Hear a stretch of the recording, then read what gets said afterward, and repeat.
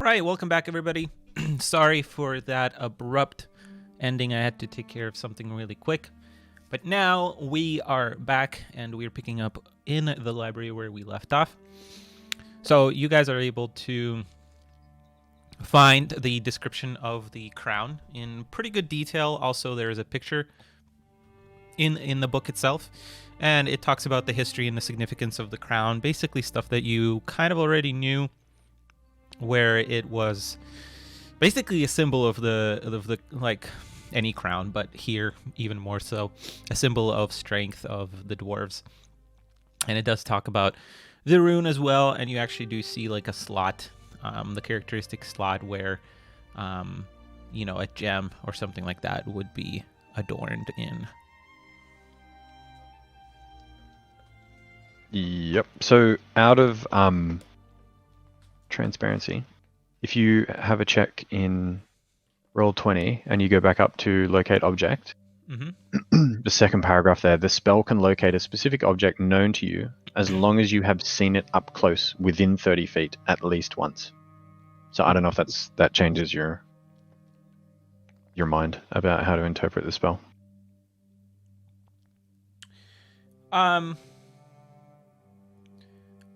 Yeah, I think like the picture in the description would definitely suffice that. Oh, okay. Yeah. Okay. Well, then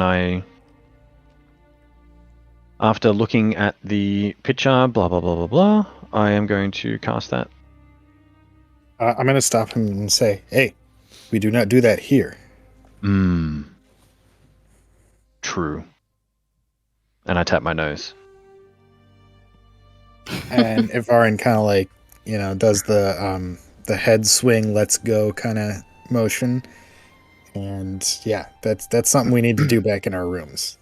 Yeah. Wait, before we leave though, can I try to see if there's any books about the Emperor himself around here? Yeah, there's definitely a few books about him as well. Can we check these books out and take them or no? Yeah, they let you take them to your rooms. Oh, then I'll grab as many as I can carry. Okay. I would also like to try and locate a book or books that are to do with my history and maybe something that could explain what happened to me, like the dragon history, that kind of stuff. Should I do an insight or something for it, or? I think just roll a D100 to see if you can find something like that. Okay. 77.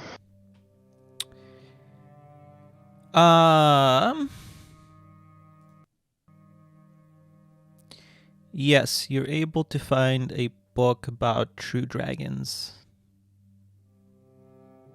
Okay. I take the book, but I don't look through it. Okay. Yep. And on the walk back, I want to indicate to Ryder to drop back and walk a bit further behind with me. Mm-hmm. And I'm going to ask Ryder if she's willing to take the quill and paper or whatever it is, and in her own time or away from me, draw the symbol that I saw before I turned into the dragon. And just keep that on her, and then maybe that could be of use in the future. Dimitri, that I remember it clearly enough. I would try to draw it on the paper and keep it with me. Yeah, I think I think it's easier enough to remember it. Yeah. Okay. Then yeah, I will definitely do that for you. All right, thank you, ma'am. Out of character, since Ivarin's poring over the rest of the books that we brought back, because of course he is. I really hope that when you whip that out, you're just like, "Is this your card?" please do that. Yeah, how big is the piece of paper? Maybe I'll rip it into multiple pieces so I can have a backup. Yeah. Oh, like the one that he got from the stationery? Yeah, if the parchment is large enough, I might like rip it into like 4 pieces or something, draw the symbol multiple times, so I have like a couple. Yeah, it's definitely a lips. larger piece of parchment. Okay. The backup plan. Is this your card? Nope. Okay. Is this your card? Damn it. Is this your One card? of the lines is... Do you want to maybe check your front pocket there? Yeah. All right. Anyone well, else? Ivarin's just, like I said, going over the books, and I'd like to make an investigation check to find out any useful information that we could use in a negotiation with the Emperor. His hopes, his dreams, his most intimate of intimates. He likes long walks on the beach and Mai Tais. I don't know. Maybe Man, I just do not roll good today. So I think that most of the books that you would have looked actually would be written in a language that I think none of you understand. But Damn. there is like 1 or 2 books that are written in common. And you're kind of able to look through it, and it does talk about like the history of basically the area, kind of, and it talks about like the previous vampire emperors, and there weren't many, and the Emperor Ambrosio Voldrin has been in power for basically the past like 3,000 years. So you kind of get the understanding that he is probably a very powerful individual, and his power has never really been tested by the other vampires or really any of the other kingdoms. And it just talks about how the vampires are basically like this protective bubble for the things that are in the frozen void, for Vormundar in particular, but in some sense of the matter for the rest of the world as well. And you definitely kind of glean that as in general, like the vampires are a pretty powerful society, but for one reason or another, doesn't really talk about it. They don't really care about the other kingdoms. Like you definitely, at least from the wording that they use, and it was probably like written by vampires, so like take that as you will. But like it's from what you understand, like they could take over any other nation with relative ease. But they don't. That's probably a good sign. Is there It's a anything? sign. Yeah. Is there anything like any kind of information that might hint to like what type of person the Emperor is, like his personality? I mean, if he's been in power for 3,000 years, we should be able to know like kind of what type of ruler he is. Like, is he kind of more benevolent or more of like a dictatorship? I don't know. I'm trying to get a feel for like what like kind of guy this vampire is. I don't know. I feel like that might help us with negotiations if we are not going in blind to like his personality. But I don't know how much information there is. I think insight check. That's not my strength. Actually, that is the strength of mine. Nah. Oh. Damn. Yeah, she's terrible at that. Rolled a Garbage. crit. Yeah, so you kind of are able to glean from these 2 books that he's definitely more reserved, I guess. Like, he doesn't venture out too much, and when he does, it's like pretty significant. But in terms of like personality, like there isn't a whole lot to sway him one way or the other, I would say. Okay. But he's not some kind of... There's no evidence that he's, like, overly malicious or, like, I don't know, a loose cannon. I mean, I guess I'm assuming that if he was kind of one of those personality types, he probably wouldn't have stayed in power for 3,000 years. But No, I never he's want to make described. assumptions. He's described as like, I guess fair would be the word. Okay. Like he will bring down wrath on those that he thinks deserve it, or like he's not. Okay. He's definitely not like an anti-violent person, because he has been known to like attack and like kill and things like that for sure. But yeah, he's like, it's not gonna be like without reason. Okay. Good to know.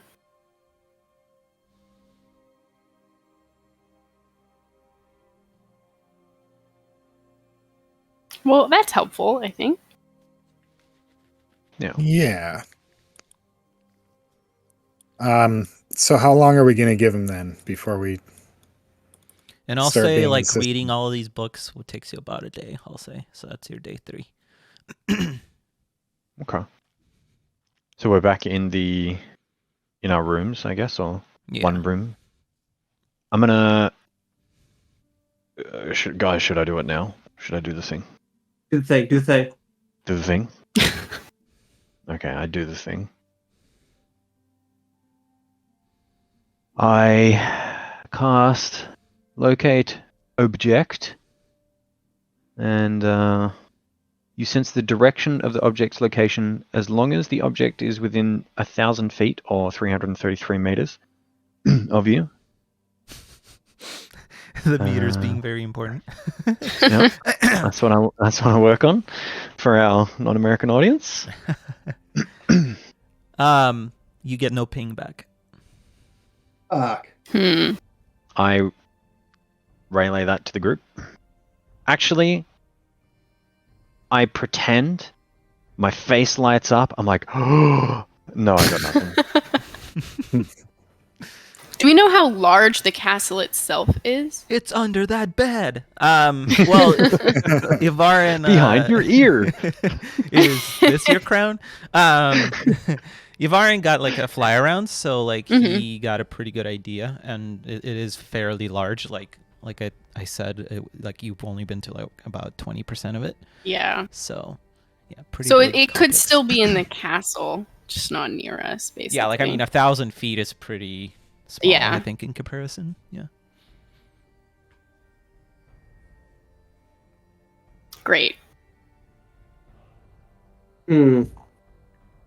Well, yeah, I feel like we need to put pressure on like trying to get this audience, but I don't want to be too like rude. And I definitely don't want to just storm in there. I don't know.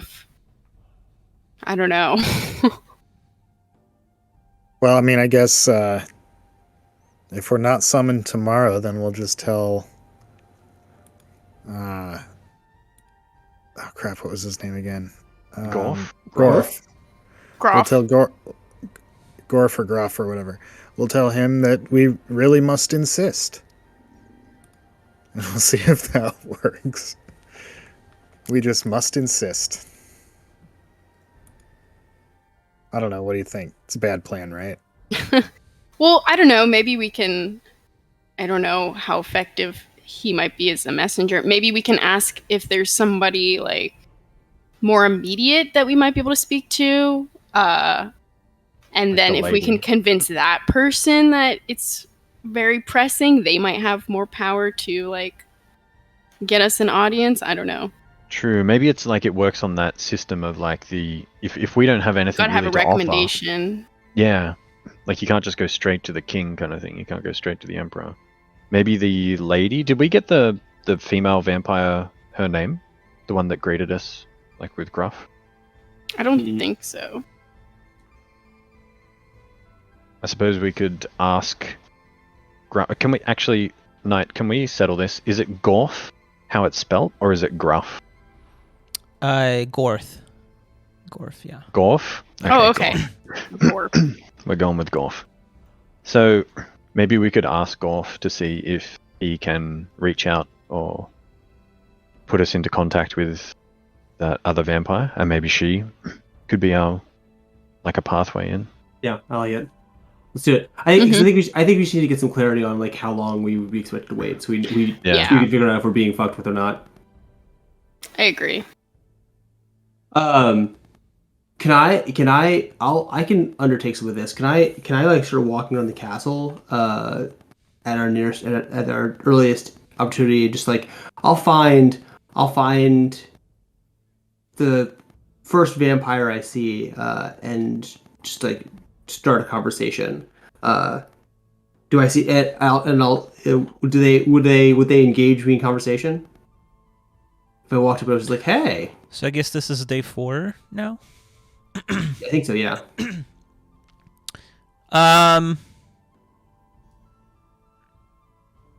No, I don't think if you were just randomly to approach somebody like walking around, like they are mostly all in a hurry, like whenever they walk. So they like look at you and don't say anything and then walk past you. Okay. And if I ask them, like, if I engage them, I'm like, "Oh, do you mind if I take a moment of your time?" They just like or no and don't want to talk to me. I think if you try a few, yeah, you can pull one Yeah, over. I would try for maybe like an hour to try and Yeah. to try and Just being engage that someone in one conversation. weird guy in the foyer that like stops people. I would Can I tell you about our nonchalantly. Savior, Jesus Christ? Our Lord and Savior? Yeah. Yeah. Yeah. So like eventually after about an hour, there's this guy in like these spectacles, kind of hunched over almost, just walking kind of slower, and you try to stop him, and he kind of interestingly stops a little bit more.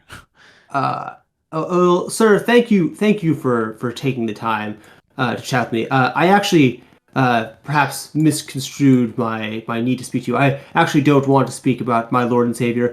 I'd actually rather speak about your Emperor briefly. We are guests here and enjoying our time in this lovely abode. But we're just curious. How busy is Emperor Voldrin typically? Does he see his guests in a timely fashion, or does it often take a while? Do you if you know? Oh, he's very busy. He only sees Ah. 2 important matters. I see. Do you know how long it often takes for them to be seen? Depends on how he views the nature of what needs to be addressed. If it's not very important, it could take weeks. Well, thank you for your time. I apologize for delaying you on your errand. Yes. Keeps walking. All right, I will go find the group and I will relay as such. Y'all, we just showed up here. He doesn't know who we are. This might be weeks. Again, we don't really have. We have a time machine. I don't really mind waiting a couple weeks for him to see us. I guess so. Yeah. But do we know when we're gonna get like blipped back to the pyramid? I don't know, but we could always just blip back. If we get blipped back early, if we get blipped back after we if get blipped blipped. back early, we can always blip back a week or two ahead, like further in. Blip guess back that's and rewind true. it back. Yeah. I don't know. I'm just wondering if there's like a way for us to talk to somebody like slightly lower on the chain to convince them that our issue is pressing. I don't know. It's very difficult to talk to anybody around here. Yeah, we don't know any of the other vampires. Yeah. But I don't know, maybe we could talk to Gorf and see if we can convince him to get us an audience with somebody. And it seems like no one's really that interested in us. Yeah. Well, that's I think to be expected though. Again, we're literally just strangers who showed up without any backgrounds. I mean, so could I find Gorf and just be like, hey, buddy, I have some questions about the hierarchy here. Who are the Emperor's kind of like lieutenants and such? Like who else is kind of in the leadership here? Well, there are many vampires here who are high in high regard in the Empire. It's suppose, I guess, like what you're looking for.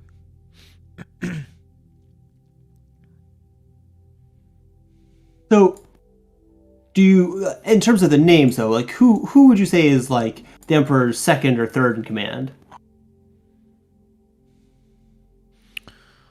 Well, his right hand would probably be Jasper. Jasper. Okay. And what does Jasper do? Is this like a steward,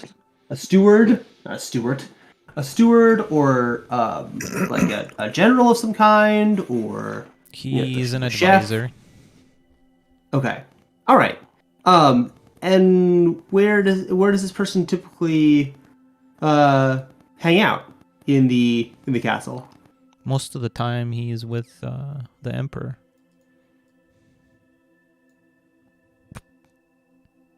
That's probably not going to help us. How about their third in command? Well, I think the net kind of widens there. What are you trying to find? We're just trying to chat with someone to convince the Emperor that we're worth seeing a little earlier. What do you know? Like, is it royalty? You know, are people wearing crowns and stuff like that? Does the Emperor wear a crown? Yes, he does have a crown. What kind of crown does he have? Can you just describe that crown to me? I'm just curious. Like, and is it not just the Emperor? Do the people below him have crowns as well? I wouldn't say crowns, but the head of each family wear some kind of object to denote them. I don't know. Okay. I haven't seen the crown up close, but it's I hear it's a golden crown of some kind.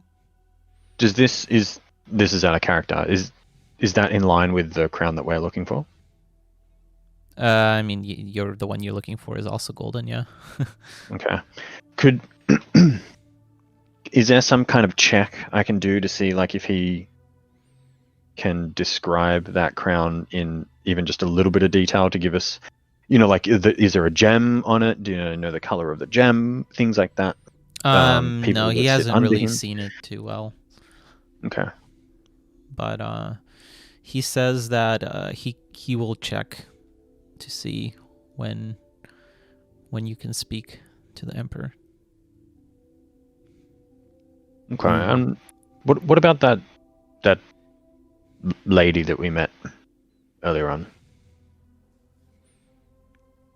Yes. You know, the one at the door. Yes, she would probably be the one to talk to about getting an audience. And what? This is out of character. Sorry, did you go over this? Sorry, someone just came to my front door. Have we gone over the bit with that lady vampire yet? I don't think so. Okay. And so this is back in character. And what function does she serve here in the castle? She's the keeper of the castle. The keeper of the castle. Okay.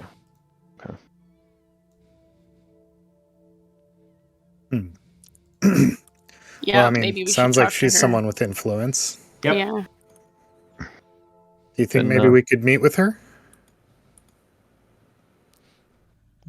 I can see if that can happen, yes. And what's her name? Sorry. Her name is Zola. Zolab. Zola. Oh, Zola. Zola. Gorgonzola. Okay.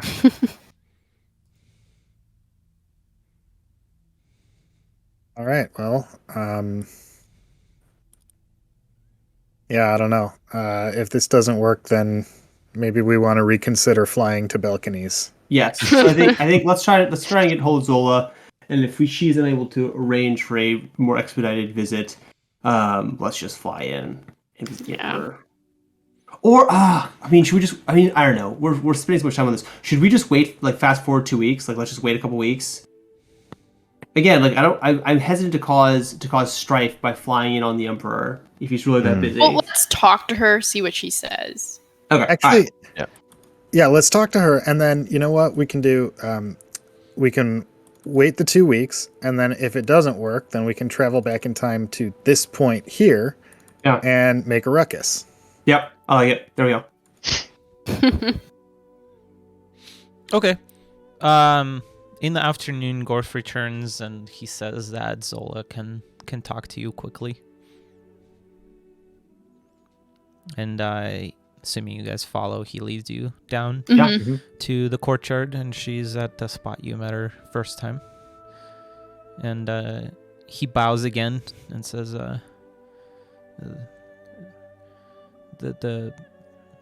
they wanted to see you, Madam Greetings, Madame Zola. We were just wanting to chat about our audience with the Emperor. We Zola. don't. Not ones with patience, I see. We are not certainly as long lived as your kind. And it does unfortunately bestow a certain amount of impatience upon us. But that notwithstanding, our mission is somewhat time sensitive. And we would love to, if you have time, argue our case for a more expedited audience. And what is the nature of your visit to our lands? Yes. The calamity that has wreaked havoc over the lands these past generations. We seek to undo the damage and to improve life for all across the lands of Maros. It is to this effect that we require an audience with the Emperor, for he potentially holds the key to saving the world. I don't see how it's any of our business what the rest of the world does or does not. Yes, I can appreciate, while you may not have any stake in that particular regard, we, and I kind of gesture to the group, are highly motivated to effect change, and therefore are willing to offer our considerable skills in aid of the Emperor's other ongoing interests, if he is willing to exchange with us some information regarding an item we seek. We simply want the chance to parlay with the Emperor.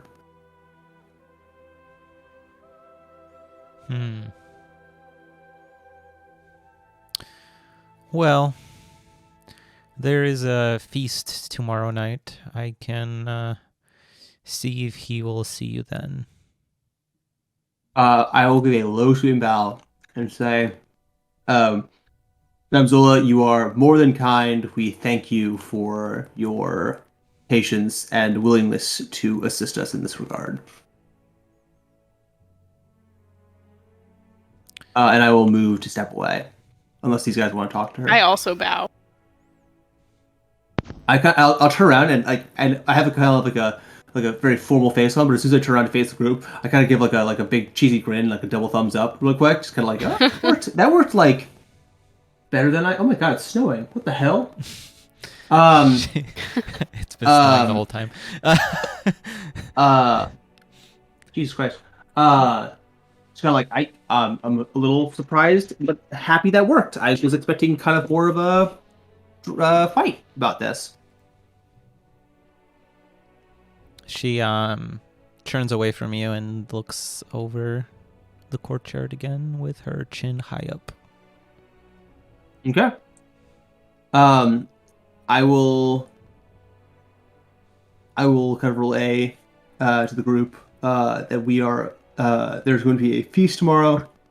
The Emperor will be in attendance, and that Zola has agreed to at least make inroads on our behalf, so that we can potentially bend the Emperor's ear for a moment. I don't think we're going to have a ton of time to do this, so we should have a game plan about what we're going to say. Yeah. Like I imagine this is going to be like we'll have our like elevator speech, or elevator pitch rather.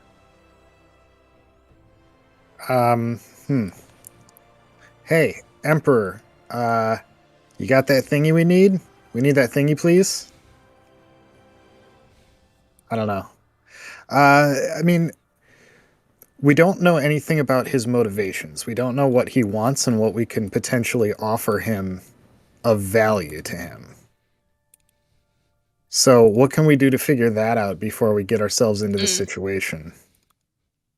Does he? Well, I think perhaps the first rule of negotiating is that you don't name your own price. You let the opposite party name their price, and you negotiate from there. Because the second you say what you're willing to give, you've put yourself at a disadvantage. So it might be more prudent to instead ask what he needs to have done.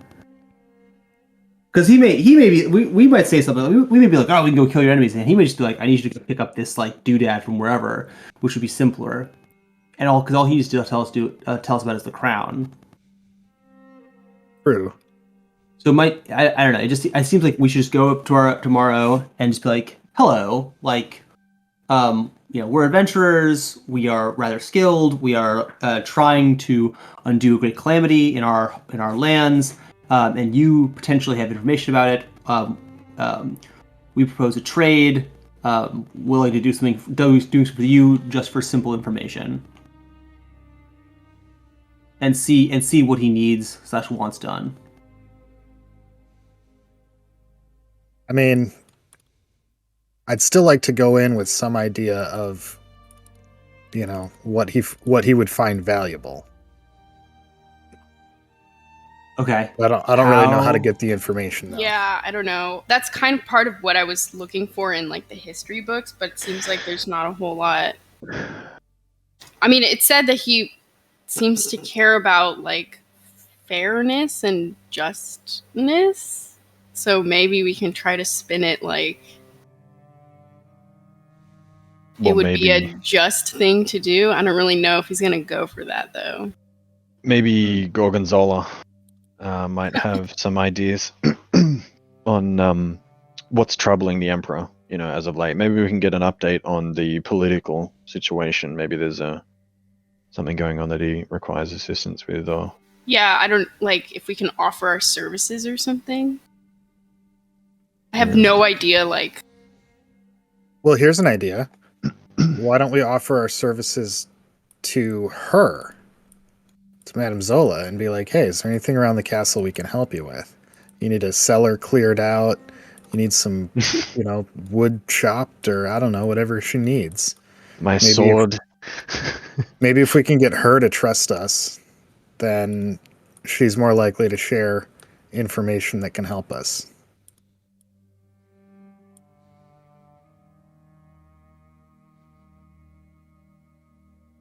Yeah, I guess. Mm-hmm.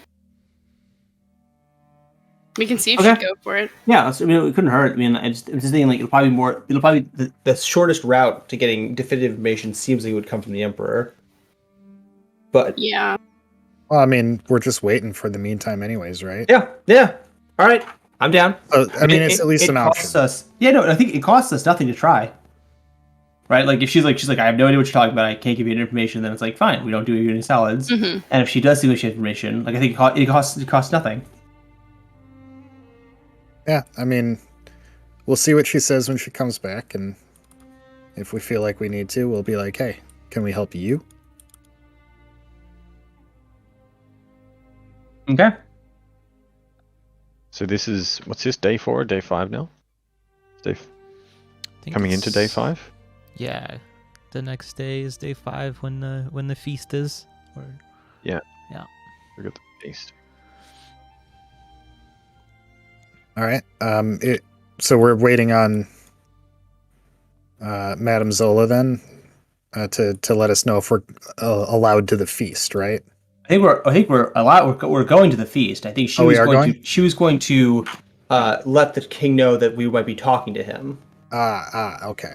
I don't think she was. I don't think we were. I think this seemed like this was an open thing. So I think if you want to go talk to her, we have to go back and find her again now. Mm-hmm. Well, I mean, was she going to let us know if we could talk to, like, I just kind of thought we were waiting on her to come back and let us know what the deal was. Yeah, I think she was just going to like put in a word for us. Okay. Yeah. She'd do that tonight, and then I guess over the course of tomorrow, she'd let us know before the dinner. So let's go find her again then, real quick. Yeah. We'll find Gorf and be like, hey, can you help us find Zola one last time? Are we able to find her? Yes. Okay. Then Again, I will. You trouble me. 1,000 apologies, Madam Zola. My comrades and I were discussing, and it seemed foolish that I not offer the same offer to you as well. Not to demean the fact that you likely have much to contribute on your own regard. Perhaps there's something that we could do for you in return for information. We seek information regarding a crown, the crown of these lands, and perhaps if there was information you had on this relic, there's something that you need done that our group could accomplish for you.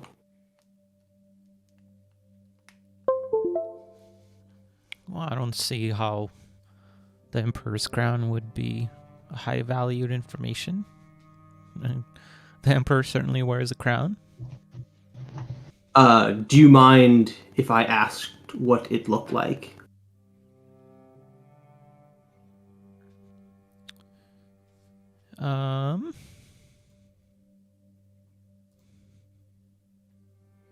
It's a small golden crown with one, suppose kind of a rhomboid symbol in the center, and it like diamond shaped, as in like a divot, like where something might fit.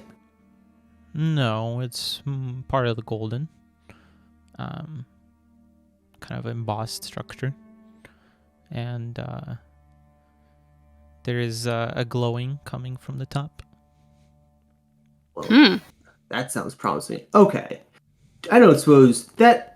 Well, truthfully, that sounds like that doesn't exactly fit with what we're looking for, but the glowing certainly is intriguing. Do you happen to know where this crown came from?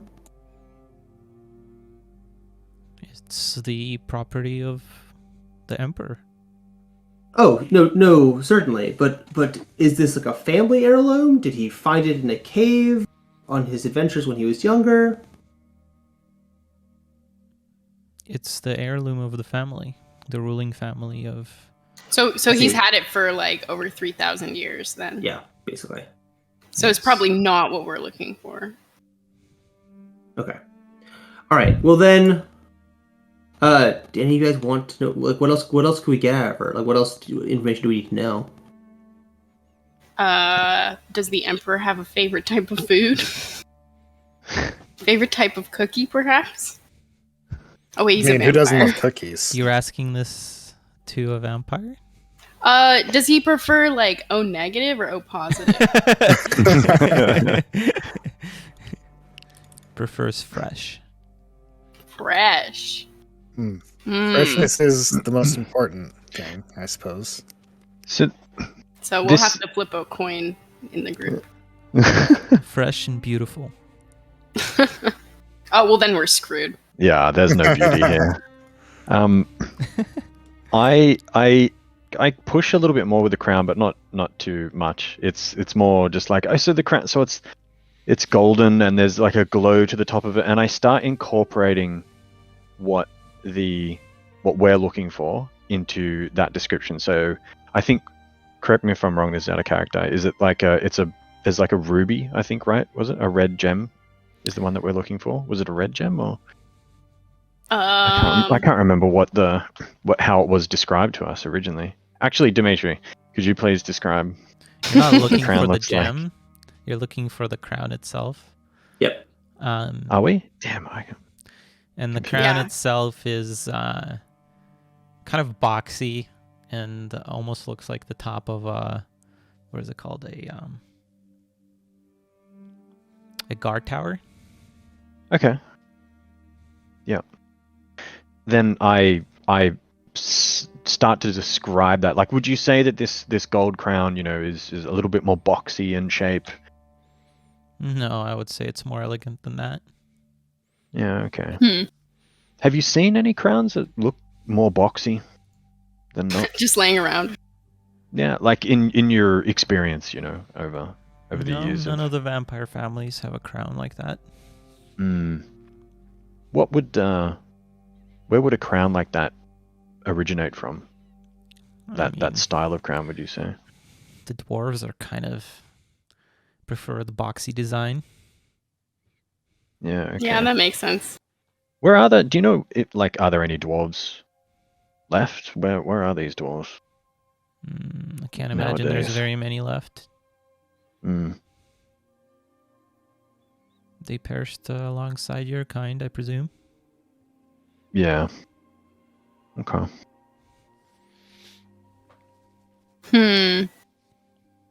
Well, unless anyone has any other questions. No? Nope.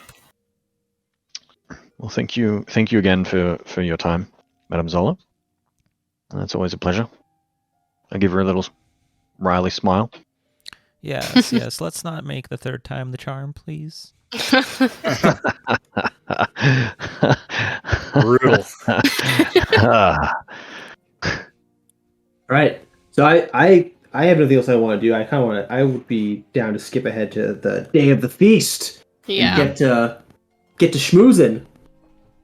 Get to More I'm schmoozing? wondering if even if this crown is not the actual crown that we're looking for, if it might still function the same. It's 3,000 years old. Exactly.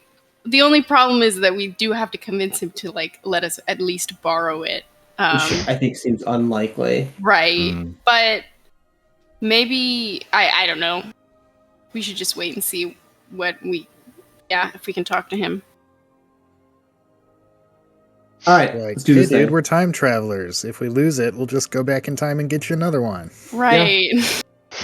We'll get you a newer, shinier crown. That crown. I guess when we're back at our rooms and stuff like that, I ask the group whether we want to agree now on whether we disclose that we are time travelers and expose providing that information to a 3,000-year-old vampire lord that might use it maliciously, or whether we never expose that we can travel in time, but that we can teleport. I don't want to say something. never, but I think we play this one pretty close to the chest. Yeah. I feel like if we have to say it, we can, but I wouldn't just start with that information. Yeah, because I feel like once we open that can of worms with someone this powerful per se, I have a funny feeling that they're going to want access to that. And once someone else has access to time travel, then who knows what damage can be done. Right. Exactly. So yeah, I don't think we mention it for now. Yeah. Okay. Then I'm going to see if Ryder would like to teach me some new words. Sure. Word of the day. Today, let's conjugate a verb. Ooh. Wait, I haven't taught you any grammar structure, so that's probably useful. So some basic I will teach you. one word. I will as well teach as- you sleep. The word for sleep. The word for sleep. Okay. What does the word sleep sound like? It sounds like kind of like a soft meow. And how does that? Soft yeah, purr. okay. Like a sleepy sound. It's like. Definitely not a. Sure. Like a panther, yeah. Like a Mhm. panther. So, Oh god. of course, like your accent is horrendous. Like, Mm. there's no way you have the like vocal cord anatomy to actually speak Shen properly. So It sounds like a it's always strangling gonna cat. sound like Witcher. So just before I go to bed, I'm Oh, going no. to be in, like, so that Ivarin can see me. I'm going to point at myself, say the Shen word for teddy bear, give him a thumbs up, and then say the word for sleep. Go to bed. Okay. I don't wait for a response from Ivarin. Ivarin doesn't have one. He looks up from his book, he rolls his eyes, and he looks back. Yeah. Pot Practice sleeps make real perfect. well tonight. Yeah. All right. Y'all can have one more round of inspiration, and then Pod and Ryda can have another one as well. Oh, nice. Boom. And yeah, the next day comes, and you guys wait through the whole day. But towards the evening time, Gorf comes and says, "The feast is about to start. You should probably put on something nice." Okay. Ooh. Also, I just had this thought that if it's a feast for vampires, there's probably just gonna be like live people there that are gonna get eaten, right? Or us. Or us, I suppose. I mean, don't turn your back on any of them, I guess. Yeah. And, maybe wear a turtleneck. Turtleneck, yeah. We don't have really nice clothes unless they are like providing us with clothing, but You guys have there's the clothes in the closets cabinet, full. remember? oh Yeah. right, of course. Okay. So there's like That's my bad dresses and disguise. suits and things like that. So Oh, I will put on a very dashing suit. So basically what we're being asked to do is to go into a hallway for a feast where a bunch of vampires are. We're going to be de-weaponized in nice fancy clothing after we've been fattened up for 5 days. Yes. Okay. I was afraid that this was gonna happen. I mean, of course we're ending up at a feast at Vampire High Society. Was anyone expecting anything else? I expected this. I always knew this was coming. So what do you guys put on? I have a beautiful like green and red like silken robe, and a my normal adventuring cap turns inside out and reveals a similar matching silken interior. Living up to your Alright. name, Wow. huh? Silky. As you say that, I say you've always got to be ready for a royal banquet of our end. How many royal banquets have you been to? I mean, I have an inside-out satin hat. You do the math. That's not math. There's no math to do there. You do the math. I'm like pretty big. Is there anything that like fits me? I'm probably gonna be just wearing whatever I can find that will fit. Yeah, Pot's 6'7" and weighs 320 pounds. Oh my god. Like without the armor? Yeah. Holy frick. Wow. I think there's a wide variety of clothing available, and you're able to find something that will maybe fit it a little tight, but will fit. Pot looks comical. Like it's nice satin, whatever, like just picture something nice, but it's comically on. Like it's super tight. If he tries to hug someone, like the whole back is just gonna split. All right. I guess Ivarin's just gonna find like blue is his color, so he's just gonna find like the bluest robes that he can. And just like really play up the whole blue wizard thing. Yeah. Pointy hat, please. I don't think there would be a pointy hat, but Oh. there are some nice blue robes, similar to what Damn. Suki has. You can have my pointy hat if you admit that it's cool. Nah, it looks better on you. I mean, yes, but I'm willing to share. You have like longer-ish hair, Ivarin. Maybe you can do like a nice do instead of a hat. Ooh, an updo. A beehive. I love it.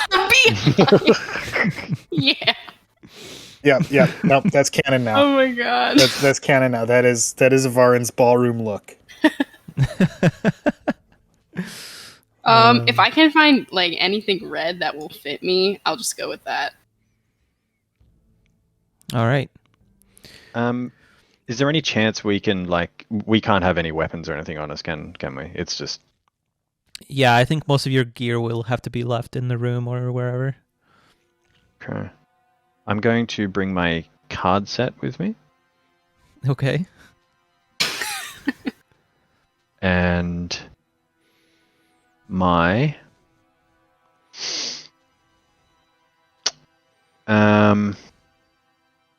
flask of holy water.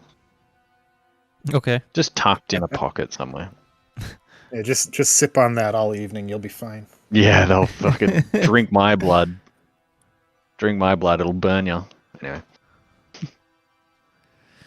All right. So Gorf returns and leads you guys down. And as you enter the foyer, you instantly see like a lot of vampires coming and going, even more finely dressed than before. And you see you hear a lot of loud talking and like basically like party sounds, like people laughing and things like that. And the Bearkin are all there and they're like carrying platters and whatnot and attending to people and stuff and drinks and whatnot.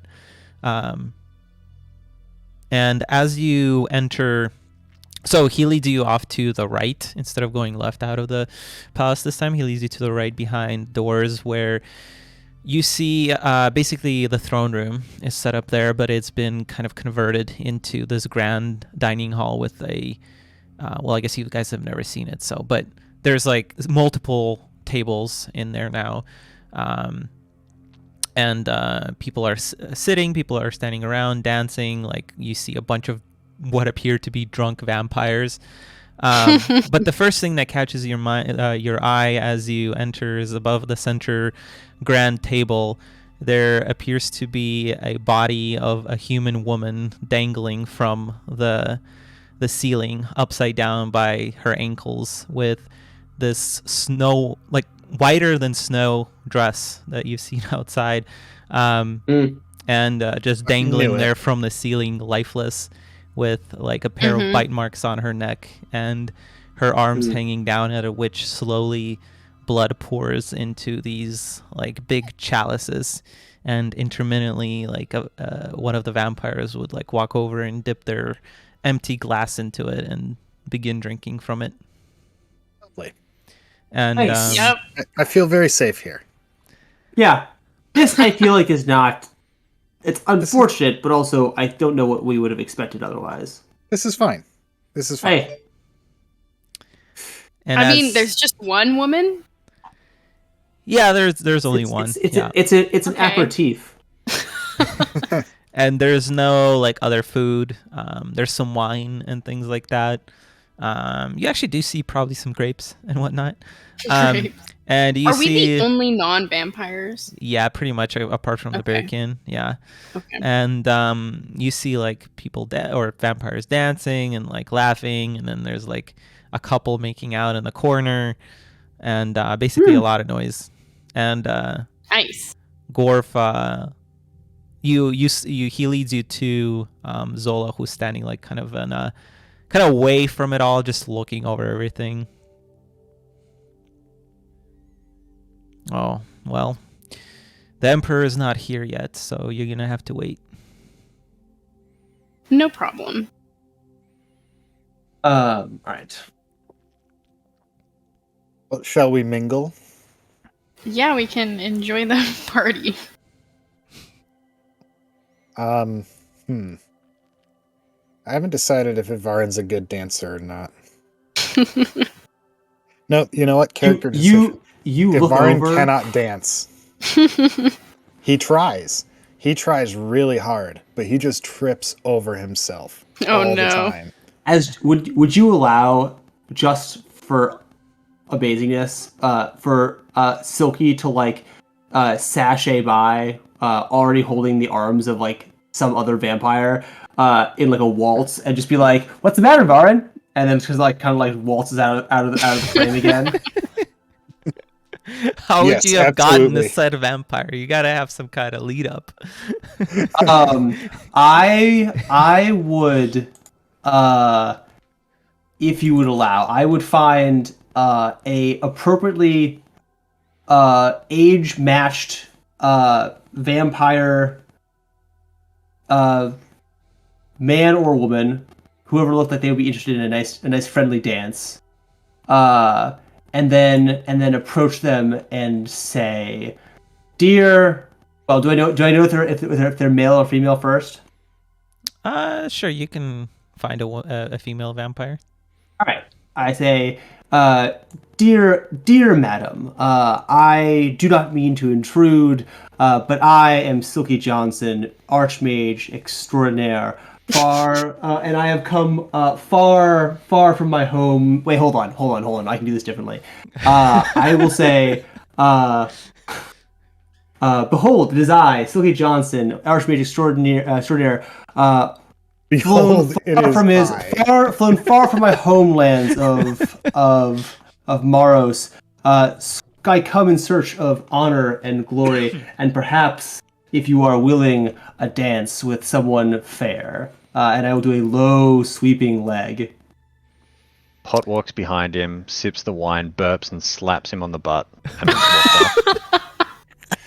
I try not to flinch and be like. I imagine that's a hefty slap. I think I'd probably stumble forward because I'm so small. Oh my god. She pauses and then she says, "Oh, you have nice veins. Sure, why not? Let's go."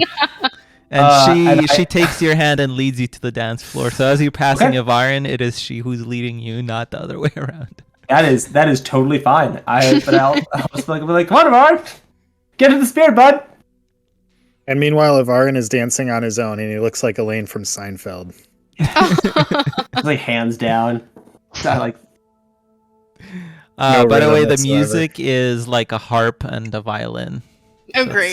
it's not like It's super. like techno. They're not music, like yeah. breaking it down. Yeah. It's more classy. It's definitely a classy occasion. Well, if it's so classy, why are there people just making out everywhere? Okay, well, apart from that. The vampires. Apart from that. It is classy for vampires to do that.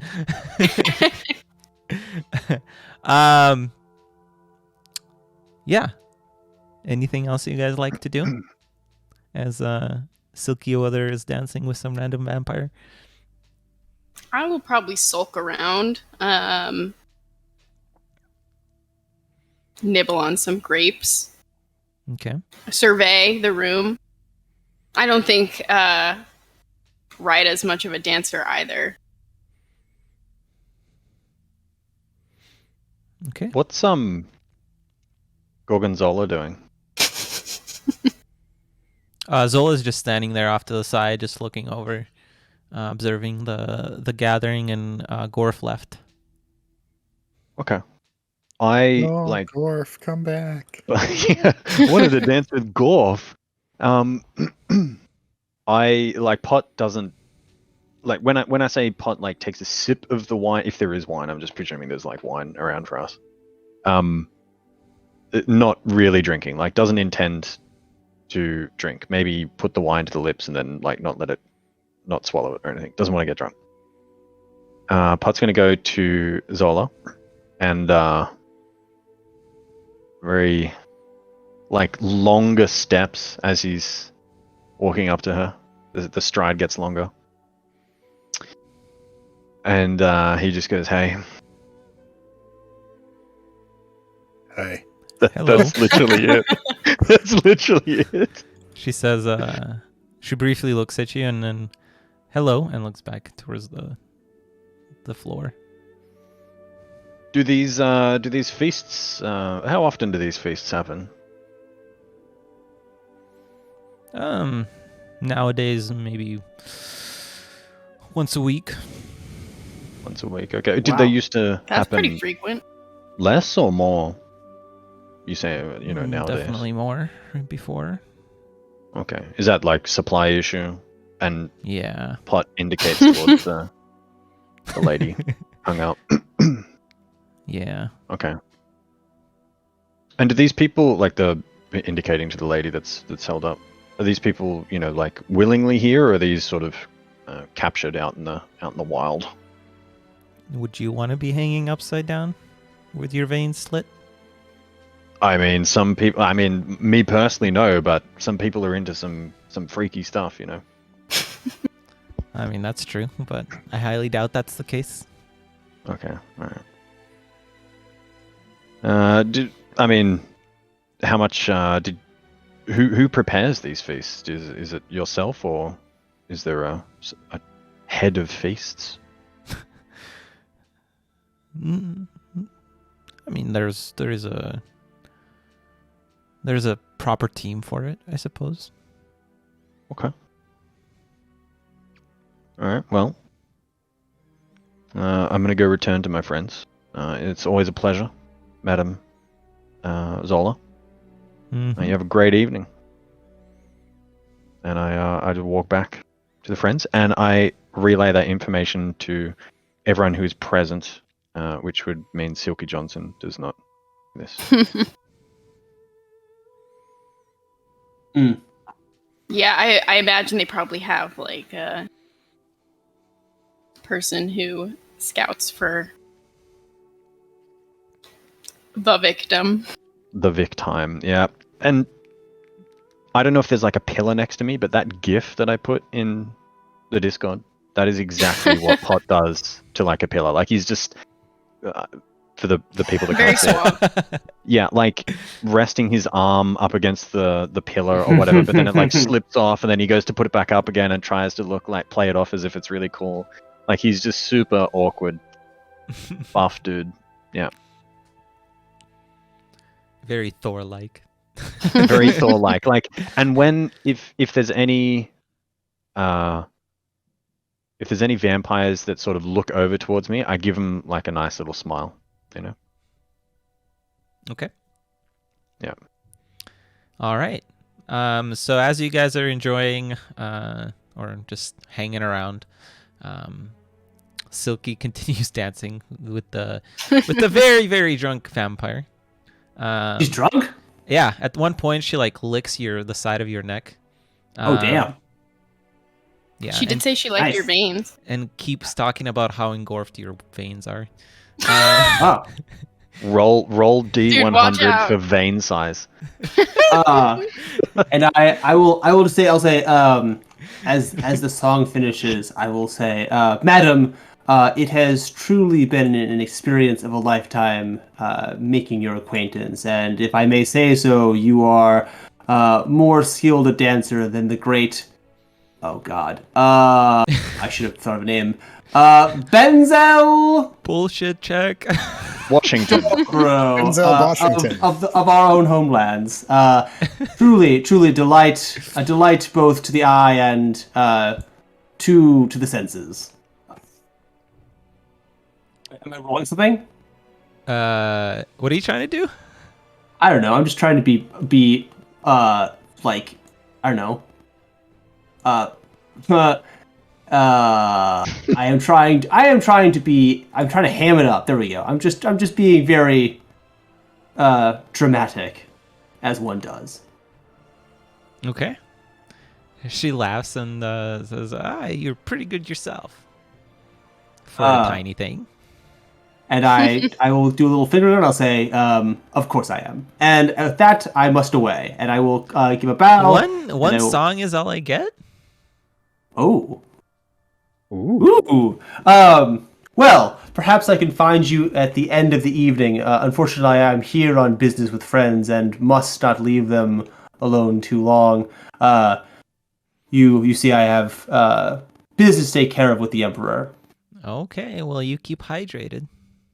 And I will smile again and say, I will indeed.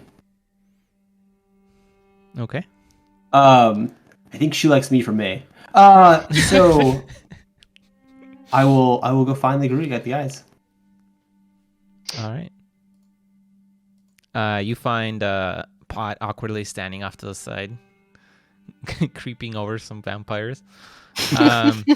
And Rida just going about. And Ivarin, I'm not sure what the heck Ivarin is doing. Is he dancing? Oh, yeah, he's still dancing. Yeah, he's still dancing. Like He's, nobody's watching. And most people look away when they see it anyways. Aw. I'm sure it's not that bad. Oh, it is. Performance check. Performance check. What, if I roll high, then my dancing is really bad? No, really good. Yeah, it's actually pretty good. It's a natural 19. That's technically a crit. Wow. Okay, then. Didn't see that one coming.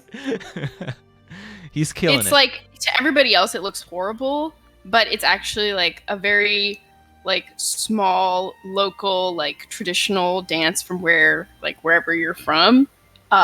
You're performing it perfectly, but to everybody else, it looks like horrendous because they've never seen what that dance is supposed to look like. It looks so exotic. Yeah, people are disgusted that they're aroused by it. Yeah, so an hour passes this way, or just about. If you're drinking wine, you're half the time you're second guessing yourself if you actually picked up the correct glass and not about to drink some blood. But after an hour, the doors on the other side, kind of near the throne, on the other side of the throne room, open up, and you see you hear clattering from behind the door, and then you see this old, tall vampire with white hair enter with a crown on his head, with that pentagon the rhomboid shape that I described earlier, with some kind of like yellowish flame coming out of the top of it, wearing this he's not wearing like a dress outfit. Instead, he's like wearing this very what's the word for it? Gown? No, this Or armor that is very finely crafted, and around his on the back he's wearing like this cloak, which on the edges and like where it sits on his shoulders is like this furry type thing, and you guess that this is the Emperor. Oh, damn.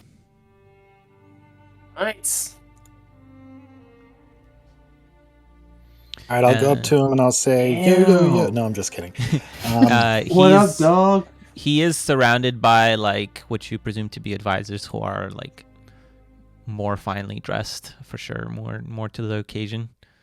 And he just walks kind of through the floor, and without really too much aim, gets like pulled over by some people, says hello, but doesn't really stop anywhere in particular. Who wants to take point on this? I mean, I think for now we just let him do his thing, right? Like, we don't want to immediately go up to him and be like, hey, dude, what's up? You know, like, pay attention to us. I think we should wait until there's like a natural lull in his activity. Like, I don't want to like swamp him. Okay. All right. Yeah, so he continues to walk around. He picks up one of the glasses and like dips it into the pool of blood, and just continues talking to random people. And then Zola eventually comes up to you and says that she'll lead you to talk to him, to try and talk to him, if you're ready. Okay. Yeah. Let's do it. But I mean, who's gonna talk to him? Who has the best persuasion? Not me. I'm a 3. I'm not. super high. I have nothing. A pot steps forward. So she leads you as a group. Pot, you're in front, and she approaches the emperor from kind of the side, who is talking to a few other people. But she waits for there to be a lull in the conversation, and she says, "My lord, this is the group that arrived earlier in the 10-day. They said they wanted a moment of your time." And he takes a drink of out of the goblet once more, and churns and eyes you with his big white yellowish eyes, and says, "Well, this is most curious. To what do we owe the pleasure?" Your Highness, and I bow. And I look back up and I say, We've come from very much afar to discuss quite a serious matter that has impacted the world of Maros. And we were wondering, if we can have an audience with yourself at some point, perhaps somewhere private, to discuss this particular issue. I'm not sure if you would like to do that here. I just merely propose that we do it at another time so that you may enjoy the feast and enjoy the festivities that are going on tonight. Most curious, but I don't have a whole lot of time, so I suggest you make your point here. Very well. We have come to believe that we may be able to prevent the plague from happening in this world. Oh, now don't tell me you need my flesh and blood for that. We do not need your flesh and blood. Absolutely not. No. But what we need is we need a crown, essentially. We need crown. We need a crown. Yes. Of a quite important crown, actually. It's and I described the dwarven crown, the blocky dwarven king crown, and ask the emperor if he knows the location of this crown. If you're treasure hunters, there's no reason for you to hide it. We are not treasure hunters in the sense that we're looking for our own personal benefit. We believe that, or the people that we work alongside believe that this crown may be the key to preventing the plague from happening. And we were wondering if, or we were going to see if you would assist us in locating such a crown. He takes a swig out of the glass again, and why would I care what happens to your world? And what makes you think that I even know where this crown is?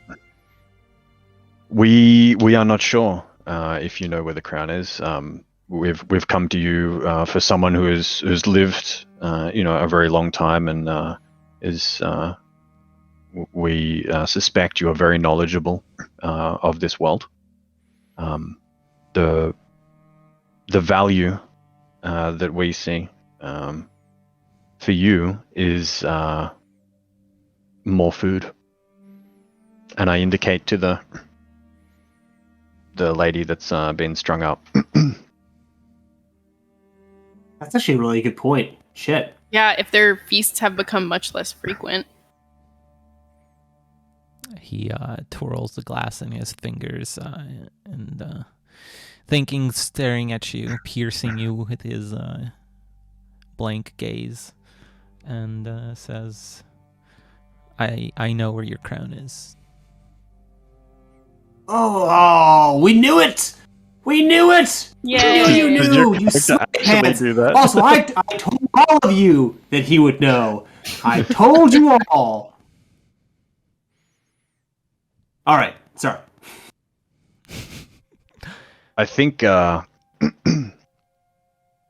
think my friend here would like to ask you some questions. Indicates to Silky Dodson.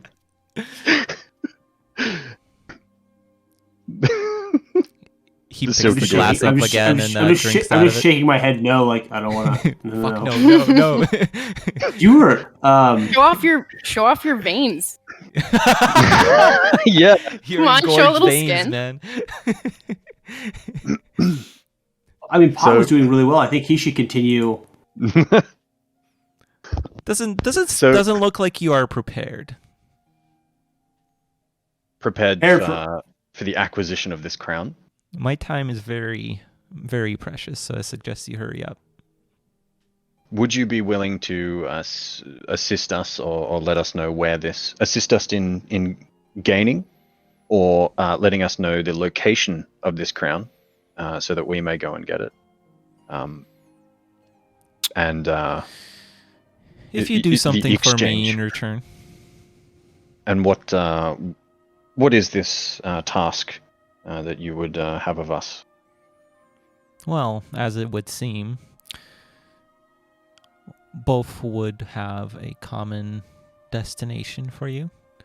All I ask is you retrieve a sword from the same location. A sword? Sounds easy enough. Yes.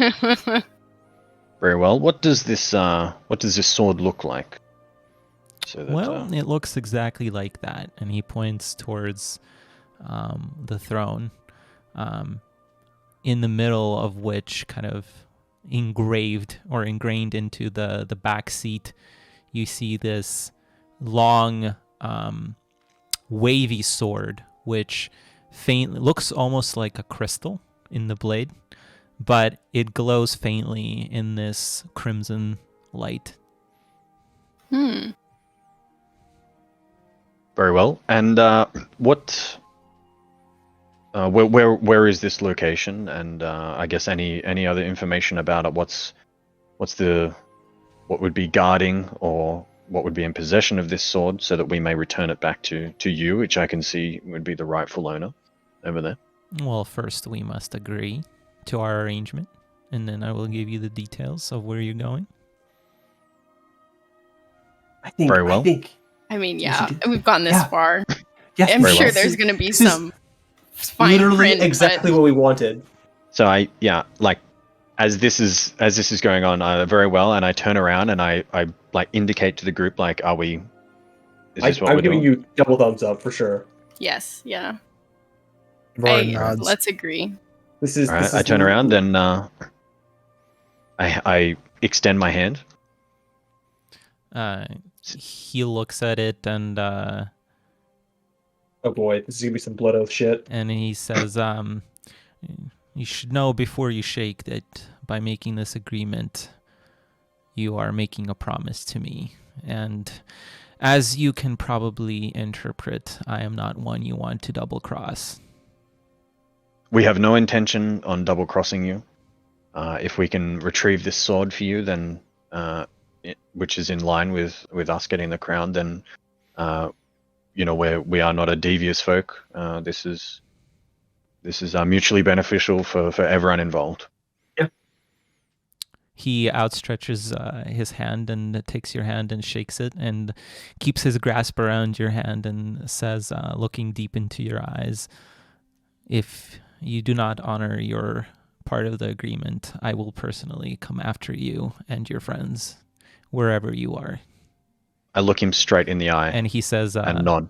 he also says, "Whenever you are." Mm. Mm-hmm. I don't flinch. Pot doesn't flinch. He just looks him straight in the eye and nods. He lets go of your hand and takes a sip of his glass and says,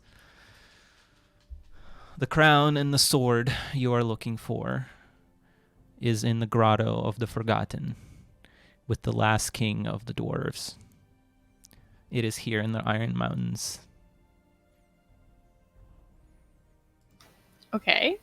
Very well. Sorry, not the Grotto of the Forgotten, the Eternal Grotto. Do we know where that is? On the map or something. Just somewhere. Zola can provide you with the map with directions to it. A map. And what should we find there? I'm presuming there is a reason why you have not gone and got this yourself, or sent someone else to go and get it. What are we expecting to come across? Yes, the dwarves have taken precautions so that our kind cannot easily breach through their defenses, but I would expect defenses worthy of a dwarven king. Very well. King's tomb. All right. Well, I think we've got an agreement. I think for now, let's enjoy the festivities of tonight, and we'll make our way tomorrow. I love it. Yay! Good job, everyone. This is the optimal outcome. Honestly, he was so much nicer than frickin' Damien. Like, Yeah. Don't you love it when your problems what a can be class solved act. by going to a party? I know this is exactly my speed. Is this actually happening behind me? Like while we're standing in front of the emperor? You just hear like mumbling. I'm whispering. I'm like whispering this to Rita. So Pod can hear it, but the emperor can't. I'm presuming. So it's just like Pod's trying not to get like dislodged or distracted by what's going on in the background. Trying to have a very serious conversation with this guy.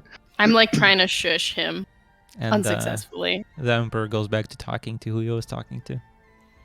Okay. I bow, Alright. even though he's not looking. I bow and go back to the group. And I look like a child that has just stolen like candy. 2 thumbs up, like.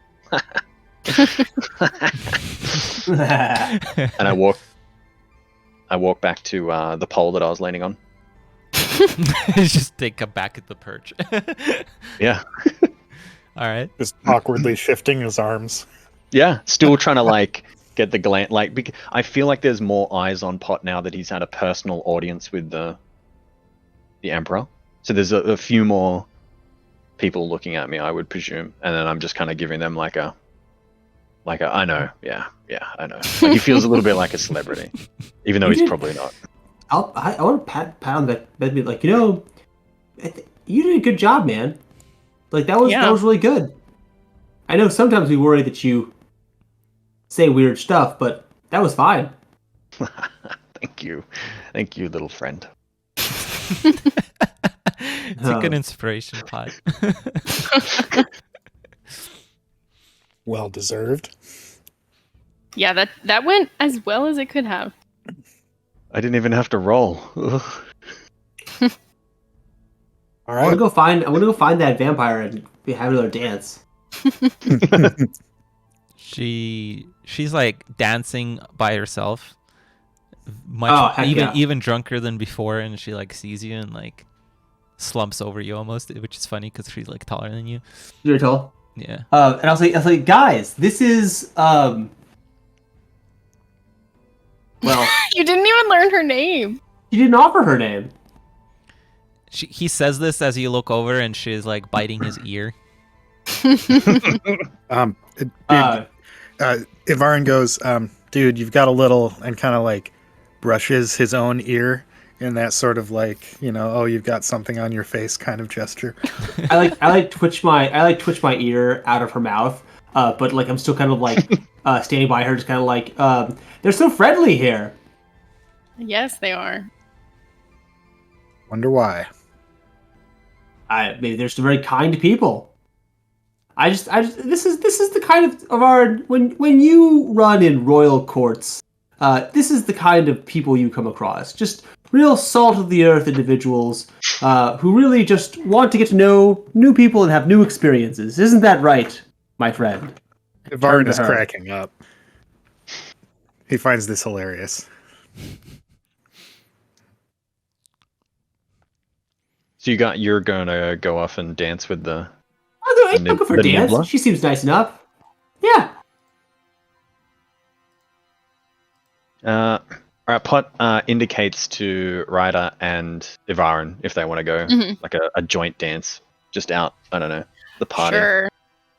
I will go against better judgment. Yeah. Yeah, that is Ivarin's better judgment. It's not great, but it's better. But yeah, he's in. Sweet. Then I don't know if anyone wants to do anything like crazy during the dancing, but Pot's like definitely like there's a weight off his shoulders. He feels like he can let his guard down a little bit more now because there's like an implied protection from the Emperor himself. No one's gonna like intentionally harm us in this That's place true. now. So he sort of lets his guard down a little bit and like drinks a wine and dances, and it's a little bit of a party fun for him now. Yeah, do you guys drink and dance the rest of the Yeah. night? Oh yes. Yeah. How much I do don't you get, guys like- drink? Not a lot. Yeah, not a lot. I don't It get doesn't written take off. much. It doesn't take a whole lot to get Ivarin onto the dance floor. True. True. I don't know what Pot would take. What's that, like 120, 145 kilos at 6'7"?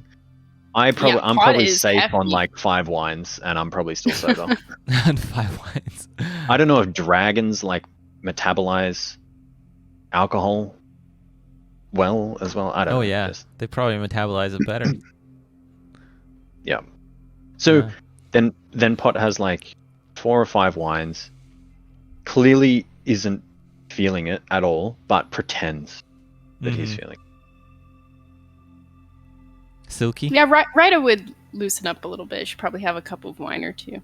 Okay. Silky? I think I would have a few. Again, I don't want to get. I don't want to become unclassy here. So I think I would get. I'd have some like a couple drinks to kind of schmooze. I would love to like chat with other vampires if I could. Just be like, yes. I've met Emperor Ambrosio. He is a real stand-up individual, don't you think? It's fortunate you have such wise and tempered leadership for your people in this region. I have unfortunately met individuals of far lower bearing to the west. Truly unfortunate. But we have been met with nothing but kindness, and if I dare say so, truly resplendent offerings since we've arrived here at the castle. Ah, yes. Not everybody has the class of the vampire courts. Don't I know it? We truly know how to party and light. How would you say it? Shit up. Yes, we do say that in Morrows all the time. It's been unfortunately quite some time, however, since I have been able to light some shit up. So I do appreciate you and yours giving us a chance to do so. Yes. This is so performative. It's hilarious. Like this is not silky. this is like the Fresh Prince of Silkadelphia or something. Philadelphia. But yeah, so you guys have a good time. By the end of the night, though, Silky's neck is like covered in hickeys. Nice. And yeah, you guys. Wickies are puncture wounds. Yeah. Hickeys. He's looking extra pale. Yeah. And yeah, you guys had a good time. You guys retreat back to your dorm, or not dorms. What are they called? Rooms. I think they're dorms. Definitely dorms. Yeah. And yeah, you rest for the night. Awesome. In the morning, you all wake up, and Gorf brings you your breakfast once again, and he also brings you a map from Zola, detailing the location. It's about maybe half a day's journey from from Castle Vorden. Oh man, let's go. I want to get into this dungeon. I want to get stuck in, man. Yeah. Hold on though. I just want to ask: Is Krya still coming with us? Yeah, Is that's she exactly. Yeah. Yes, Krya will come with still you. on board Nice. here? She's very curious about all this. I do want to make sure that I raid the cabinet for some layers. Mm-hmm. Oh, true. We've still got our like cold winter clothes stuff though, right? Mm-hmm. Yeah, Yeah, if we can okay. stock Yeah. up on like just basic rations and stuff. I mean, I Maybe. don't know if they have food, but Well, they've been Um, feeding us the entire yeah. time we've been here. oh, that's Can we- true. Can we just ask Gorf, like, hey, do you have like winter coats, like stuff like equipment for us to take, food, water, blah blah blah blah blah. Yeah, they give you some rations as well as some warm clothing and some cloaks. Kind of similar to what the Emperor was wearing, less fancy, but like with this like fur collar and whatnot. Okay. Kind of almost this- like they give you very similar clothing to what like the Starks would wear in Game of Oh. Thrones. Yeah. Okay, so this is like a step up from our. What do we have? Oh yeah. Yeah, The absolutely. Wendigo. Now, Yeah, now, you now, it's all, now actually- it's all matching and it's nice. You actually don't have to like duct tape your feet now. Okay. Nice. We're good in the Which snow. is always the goal. Like practical implication is we're good in the snow now, and we only. What was that roll? You Again? only do exhaustion, which is like Exhaustion. a normal thing. Okay. But What would again, we if you call- touch snow with your bare hands or feet for some reason, then you have to Forehead? do frostbite rolls. What would you call these clothes? I would just say fine warm adventuring clothes or something like that, Nice. or gear.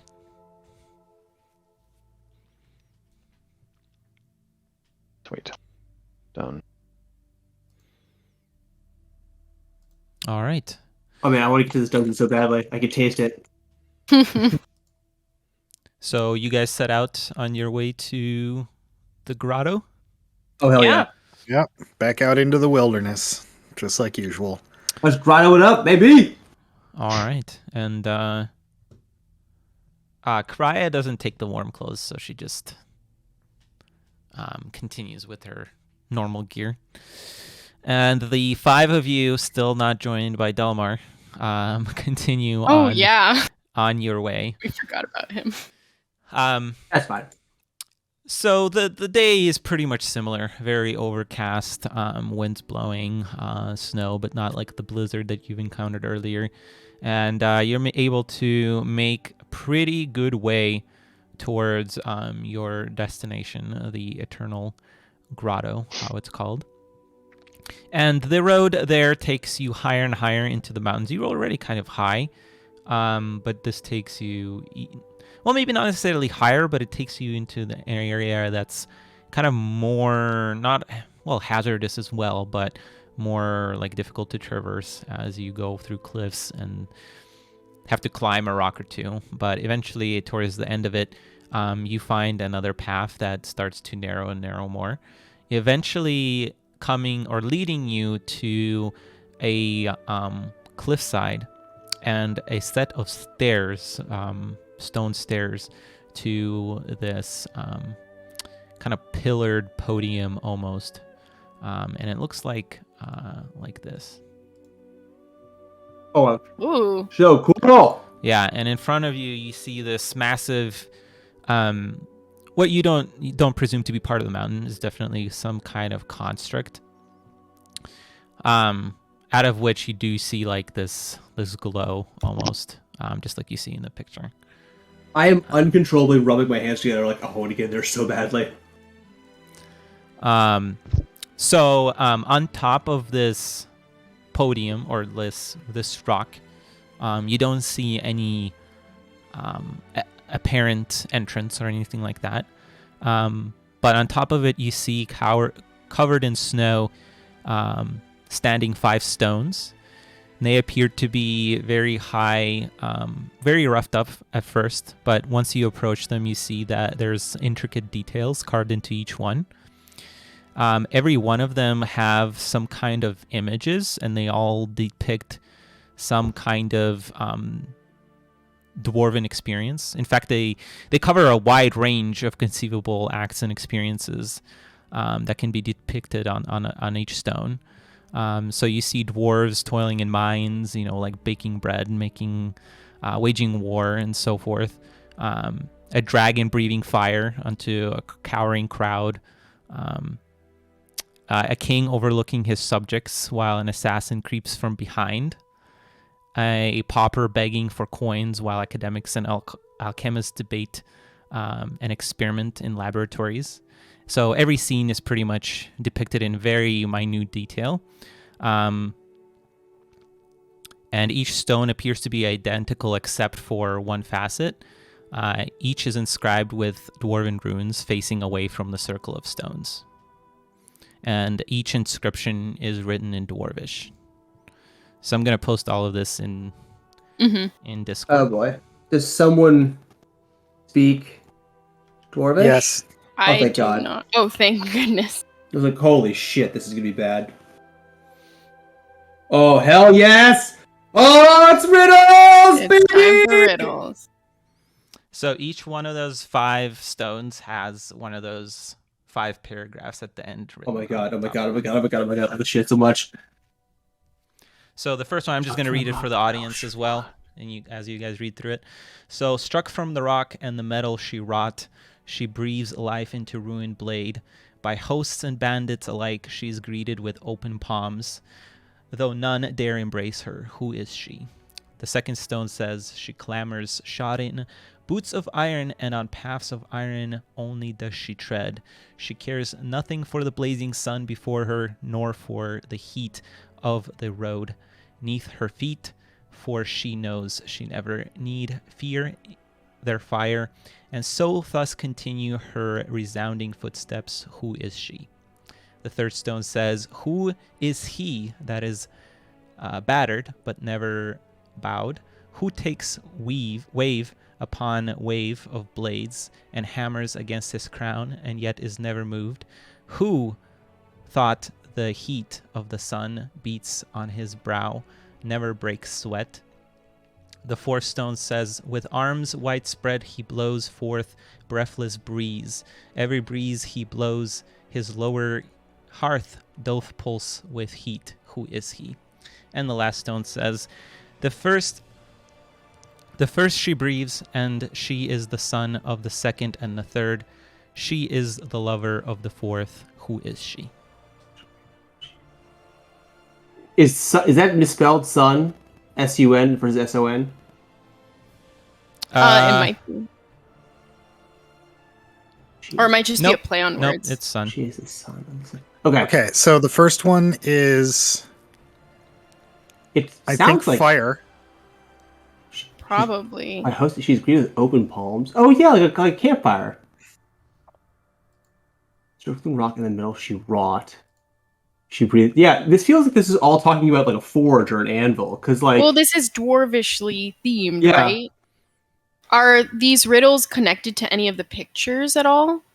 So there's a lot of like different imagery Okay. on the pictures. So Does it You look think- like linear at all? Like there's like an order to the like motifs? make an insight Or is it check. kind of just general? Insight? Yeah. Do you think that third one could be like an anvil? Yeah, third one's an anvil. Shod in boots Not of iron, like That sounds like a mining cart. boots of iron, like With a the iron 12, wheels. With a 12, you don't see any kind of connection or pattern between the stones Okay. in the pictures. And only on path. Oh, only on paths of iron. Sure, you're right. It's probably a mine cart, right? Mm. Yeah, that's what I just said. Yep, you're right. Sorry. And then the last one, not the last one, the fourth one is the bellows. Yes, exactly. The first. So the first she breathes. She is the son of the second and third. She is the lover of the fourth. Oh yeah, definitely. Oh, it's. I think the fifth one refers to the first four riddles. The Yeah, first she breathes yeah. Right. fire. She is the son of the minecart and the anvil. She is the lover of the bell. Oh, is it the blacksmith? No.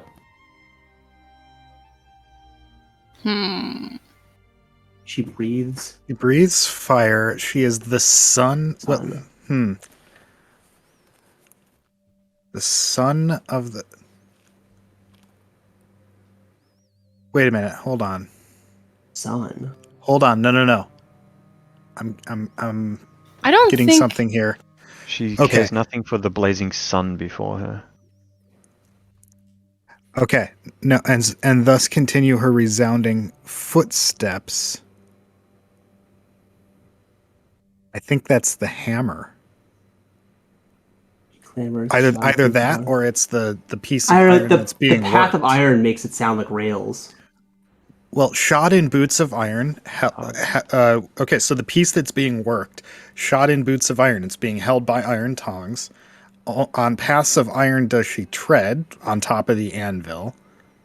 And she cares nothing for the blazing sun nor for the heat of the road. She need never fear their fire, because that's the whole point, is to get them heated up. is there is there No. an obvious way that we're supposed to interact with these? The last Speak the one word, is the maybe. forge. Yeah, that's what I was think thinking so. before. The forge or the smithy in general. Lover of the fourth. the lover of the breeze. Or no, hold on. So breathes fire. The forge breathes fire. The son of the second and the third. The sun is the thing that's heating things up there. And then the lover in the fourth, the lover says his lover's heart doth pulse with heat. So the lover is the forge. Yeah. Okay, so now we figured out the riddles, and we need to figure out what the hell to do with them. Speak the words, maybe, in Dwarvish? Yeah, like saying give the that a try. dwarvish word for like fire or something, does that have any effect on any of the riddles? I will approach that. Is What there if we anything like else touch around? fire to the rune or something? So, sorry, what do you do? I can Like, what cast if we- I can cast a little firebolt at the first one, the stuck from rocks and metal one, Yeah. and see if flying heat makes it okay. I wonder. So we're sure, right? So fire is the first. Are we saying? I feel like you're like the minecart still made more sense for the second one. Minecart makes sense except for footsteps. Like, I'm not sure what Here's a question footsteps though. would be. Here's a question though. If the sun is blazing before her, So yeah, it's not underground. how is that a minecart? What's the path of iron that she's treading on? Well, see, that's the red herring. The path of iron that she's treading on, I thought was the tracks, but no, the path of iron is the anvil. It's the anvil. Or it could be like if this is like a smith's hammer As that's in like and the working blazing sun on is a the forge. piece of like working on forging like a sword or something. The path of iron could be like the actual sword that's being created. I wonder if he's right. The third one's the anvil, right? We're happy with that. Yes. First And one's fire. The third one, I think third one's the anvil. Fourth one's a bellows. Last one's the forge. So what else are we missing? So hold on. Do we think? So wait. The hammer. It's a hammer. And boots of iron. Boots of iron sounds weird for a hammer, but that. Fire, hammer, anvil, bellows, forge. I mean, okay, clamors. That implies the hammer, because that's a loud sound. I don't get the boots of iron part though. Yeah, I'm not sure what that means either. A wooden handle with an iron head. I guess it's not really shod. Anyway, but why do we say? So why would we fire, hammer, anvil, bellows? Wait, no, it's the hammer. It's the hammer because the blazing sun before her is the forge. Is the forge. The heat of the road The road is the piece anvil. being worked, the path of iron. Sure. Mm-hmm. And the hammer treads be. on the I path think of you're right. I iron think by you're right. hitting it.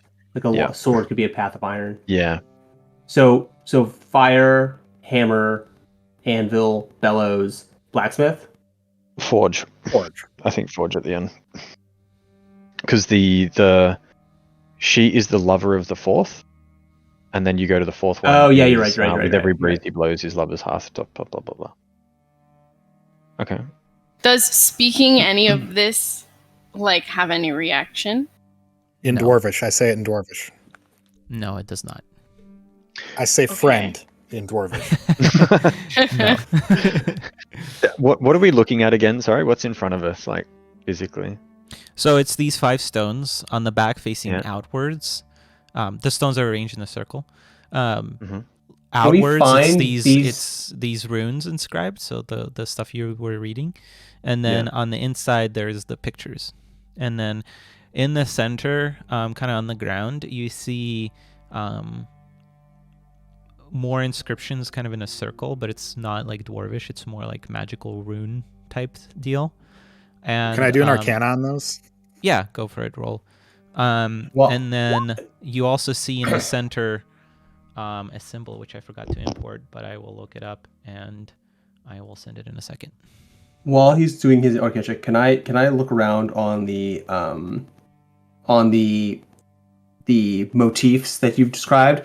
Is there a motif of fire that I could like press? Like, could they perhaps these individual items could be on these like carvings? Like maybe there's a fire, like an there's image a of it? and there's a hammer, and there's an anvil, and there's a forge and a bellows that I could like push.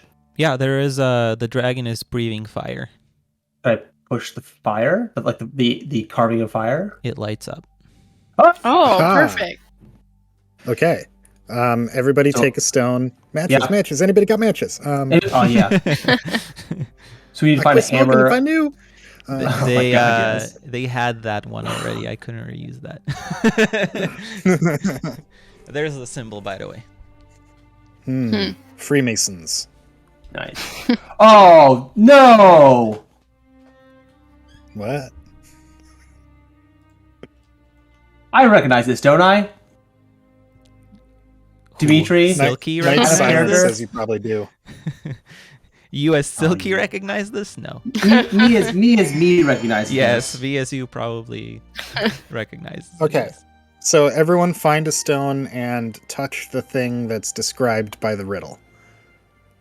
Okay, I touch the thing that's described by the riddle. I touch a I touch it, hammer. touch the- I'll find the bellows.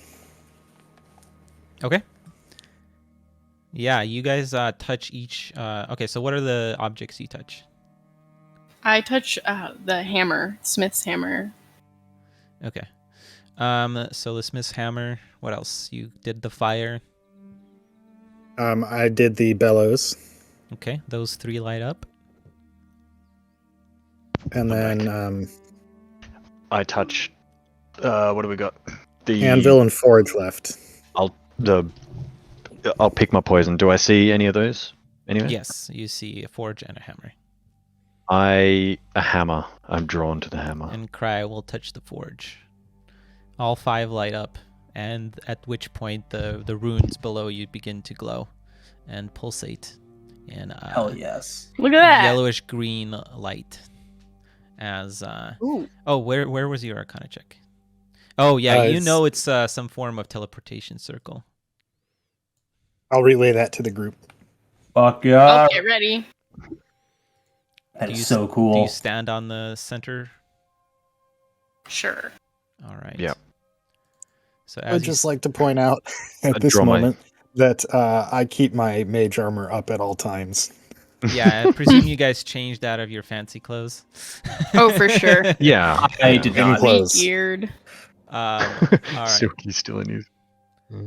So you guys are transported. Wait, why can't I do this? Reveal. Sure. All right. What about my steed? 'Cause Yeah, the what about steeds come Hamazu? along with it. Your steed probably won't fit. The 5 of you barely fit. Okay, well then I do that noise and the steed disappears. It like Okay. I don't know if you've played Elden Ring. Like when stuff dies, it like into like glitter and like disappears. That's exactly how this Uber's never played glorious. Elden Ring.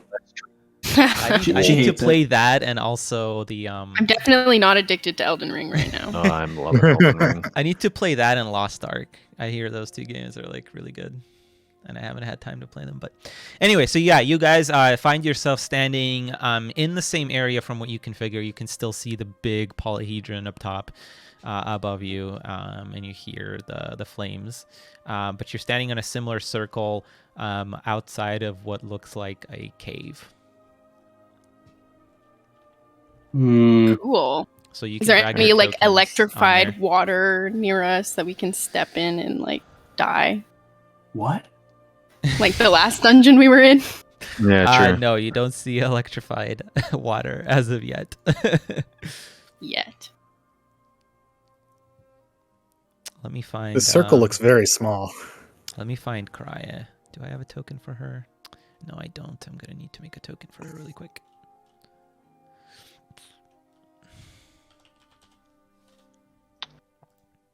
And at some point, you'll have to throw in a token for Steedy Dan. GD Dan.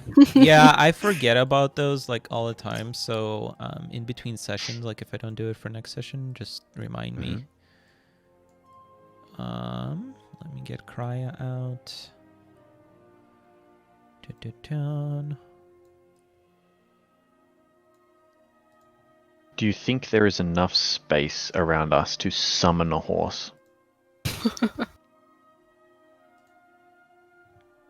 I mean, a horse is a large creature, right? Let me check. I mean, if maybe- Krea's taking up that much space, then definitely no. Large beast, yeah. Who are we missing? Rida and Silky? Me. Or no, Rida and Pot. You guys want to drag your tokens out? Oh, whoops, sorry.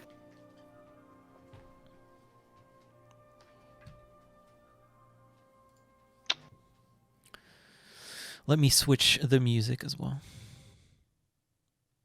Not super appropriate, but it will do. Every single time I forget how to do this. This is with the character sheet.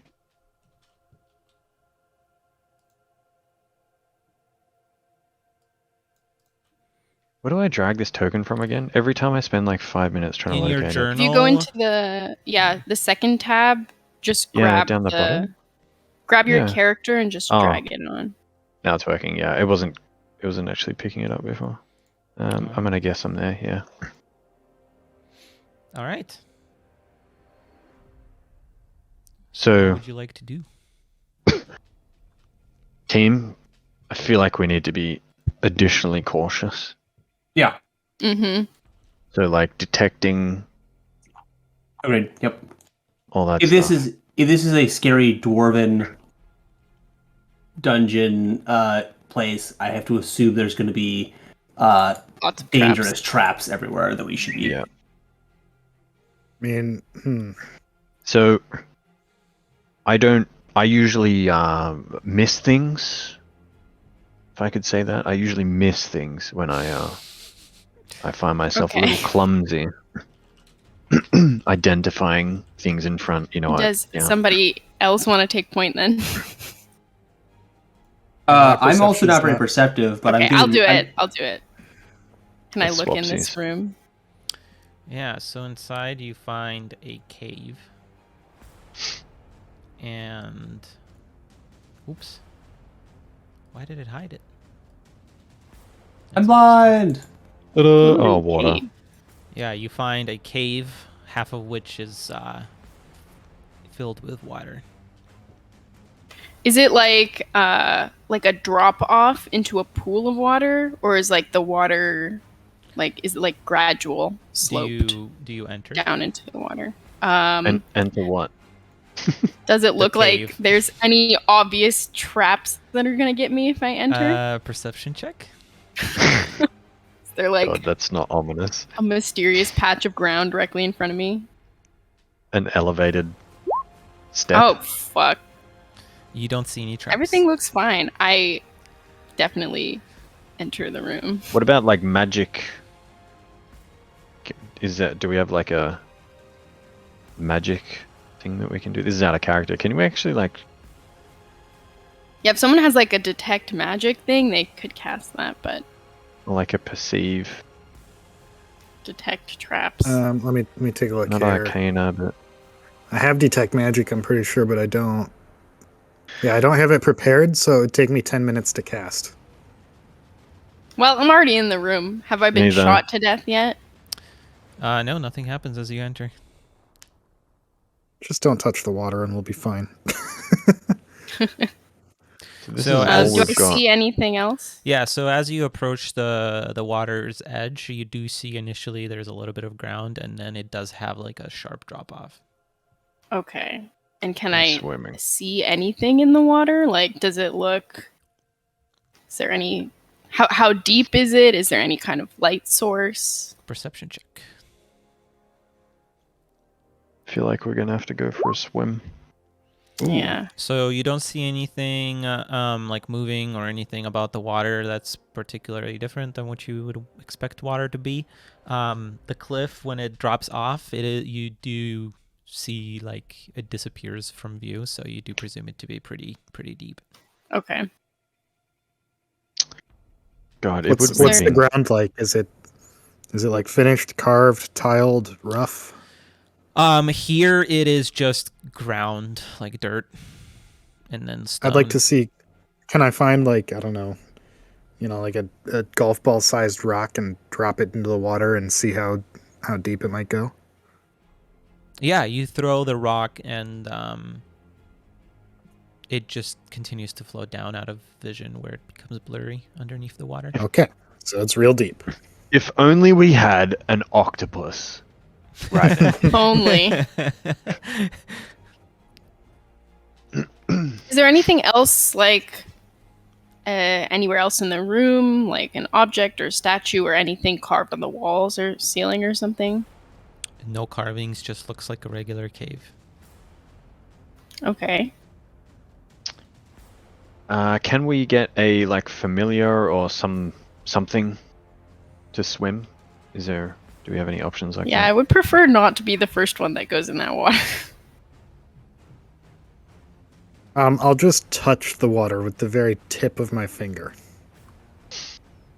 Feels cold.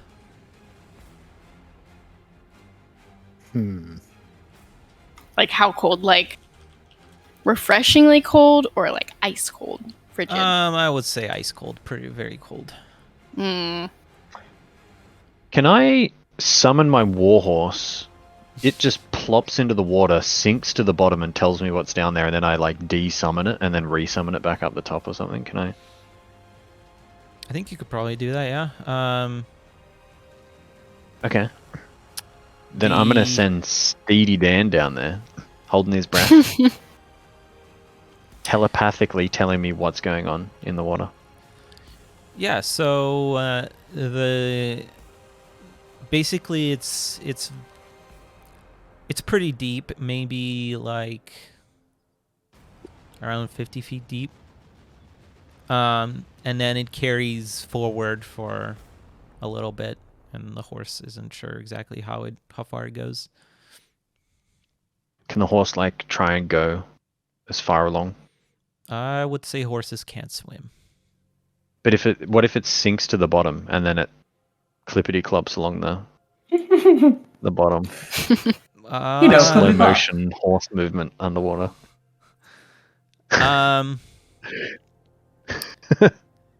It's a summoned celestial. Yeah, you would figure it goes for about 50 feet forward. So it's 50 feet down, 50 feet forward. And then it just looks like it hits like a wall or something. And then there's a way up again, like the way down. Okay. Okay, then I thank Steedy Dan, and I click my fingers. Steedy Dan turns into magic dust, Mm-hmm. and I tell the group what Steedy Dan has told me. Great. Okay. And how? So it went down 50 feet, right, to the bottom. What Yep. about the ceiling? Like, how deep would we have to dive to actually pass under this? Probably around 30 feet. Okay. What's swim Prepare. speed? Half? I believe so, yes. Half your movement speed, because it's difficult terrain, technically, I think.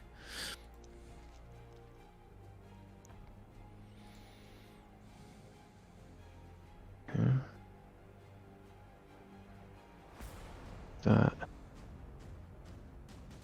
Let's see.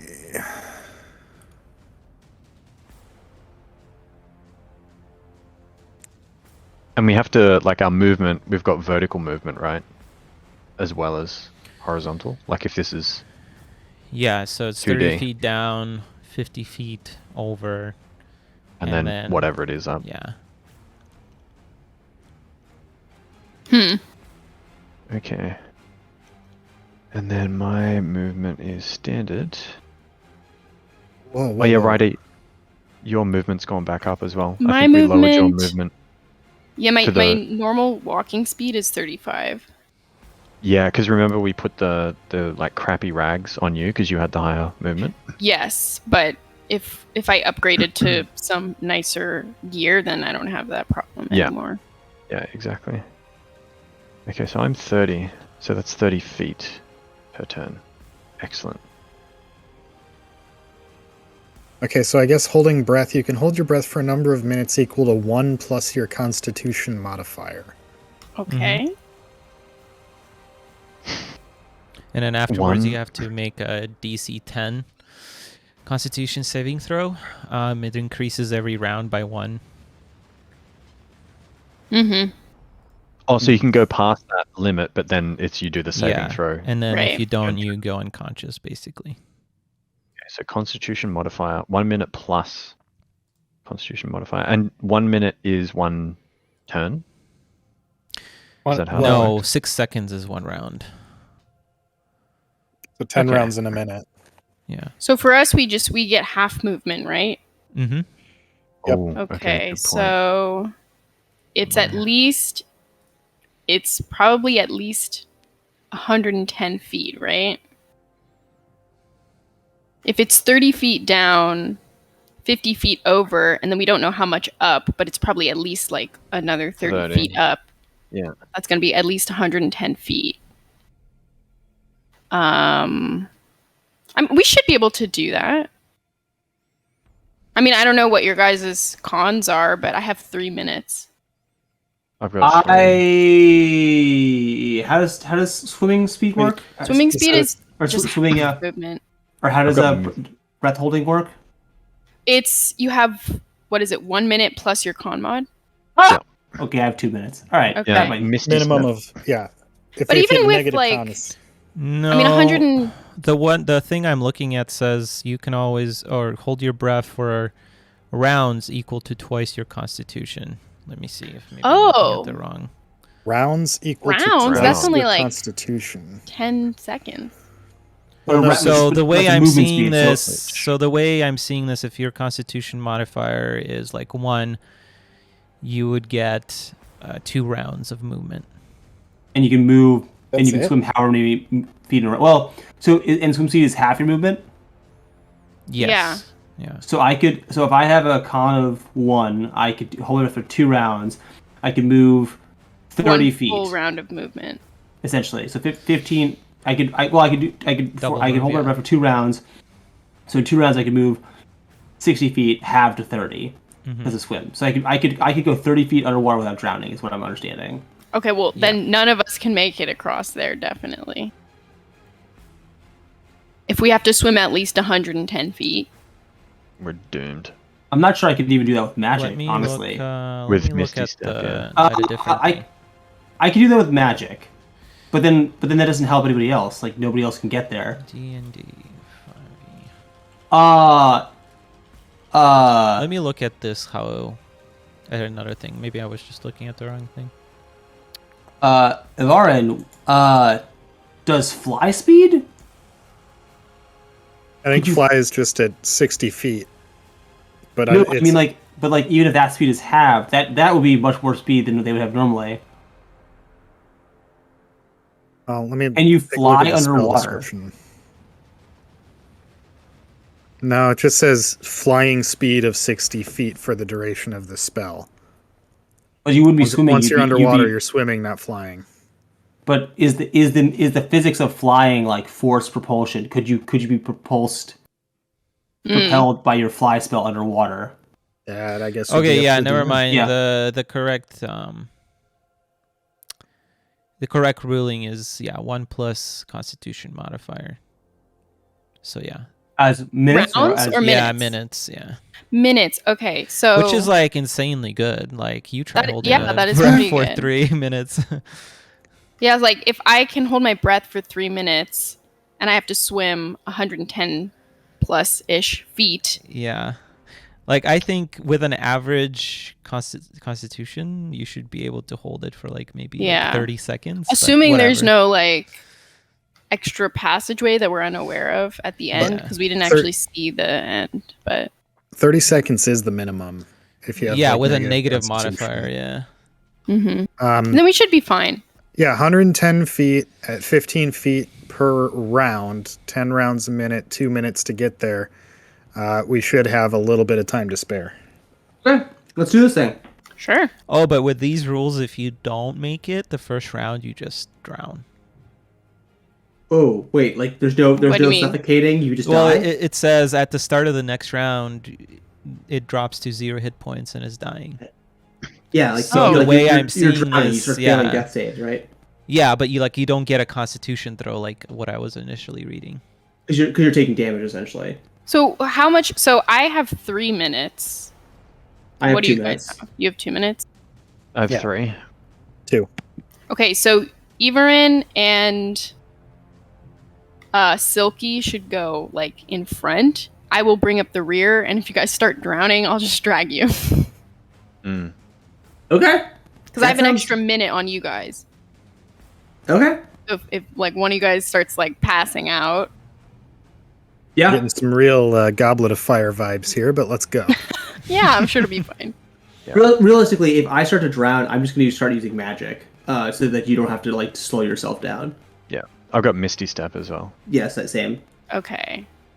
I mean, should we all just go then? I don't know how I think we should. Like, let's not split up. We have no idea what the traps are. There could be like a fucking grate down here somewhere. And so realistically, like if a grate drops in the tunnel, then even the people who can hold their breath all for a long time are going to drown. So all of a sudden, the mages will be very important. Mm-hmm. So I think we need to bring all of our forces to bear. Honestly, the fact that the Emperor couldn't get anybody in and out of this place beforehand is concerning. Like, this place is probably very dangerous. Well, they didn't strike me as the brightest, so they probably couldn't get past the riddles. Yeah. Well, are you concerned that we'll see stuff on the other side, like once we emerge from the water? Because we have no idea. I mean, I'm concerned that there's some kind of like trap in the water that maybe wasn't triggered, but there's no way to like know about that until we go down, I guess. So what I can do is summon old Steedy Dan again, have Steedy Dan sit on the bottom, observe the first two going through. Hey, Steedy Dan says, "Yo, they've started going up. You guys should be all right to go through." And then the following two can go through. Okay. Yeah. I guess. Well, let's say my familiar could also take a water breathing form and just like literally just kind of slowly go through. If you want to do that, yeah. It'll take an hour. Oh, so, I don't want to wait an hour. All right, let's just go for it. Yeah. Why don't you send your horse down? Ah! Okay. So I'll follow. Yeah, you follow, and then Steedy Dan's gonna drop down with them. Yeah. Okay. And Ivar and I are gonna walk. So I will swim behind. No time like the present. So you dive down. What's your movement speed, Silky? 30? It's 30. So in one round, you're able to 15. basically get down below to the end of the cliff. Okay. I will try and stay within 5 feet of the rest of the group, though. I don't want to get too separated in case something happens. So let's. Well, my speed is higher than his, so I should be able to keep up with you. So let's do this. So I will stay behind you, but I won't like lag too much. Let's make a grid.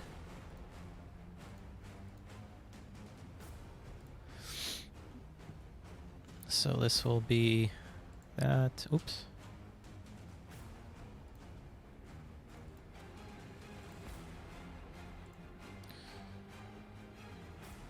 So this will be 0, 10, 20, 30, 40, 50, 10, 30, 50, 70, 90, 100. All right, so Silky, you go down from the top. You go down straight 30 feet. So you're at 20 Okay. here. Okay. And then Rida, you're doing the same? Yep, I'm following him. Okay. And then I'll And draw... horse. And then Horseman is just there, yeah. Yep. Steely Dan the Horseman. So essentially it's like this. Wait, Mhm. 1, 2, 3, 4, 5, 6. It's a little more than 50 feet, but the horse was wrong. All right. So what are the rest of you doing? I think they were gonna wait until we got across successfully and then follow. Yeah, so that's the whole point of Steely Dan being down here or wherever, that Steely Dan can observe Ryder and Silky like swimming back up the other side, and then Steely Dan's gonna telepathically tell me, hey, they've made it, they haven't been electrocuted, they haven't blown up, blah blah blah blah blah. You're okay to go. Okay. All right, so the next round, you guys move your, what is it, 30 more feet? Mm-hmm. So 10, 20, 30 here. Okay. Cool. So you guys are like here. Okay. Next round. Yeah, I mean, assuming nothing goes wrong, I think we're just gonna go all the way. Yep. So here, go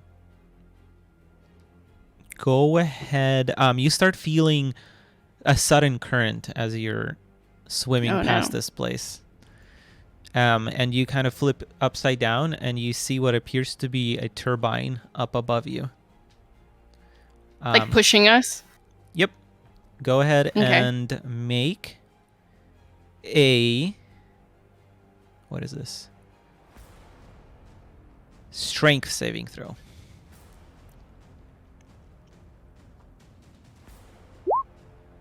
That's not great.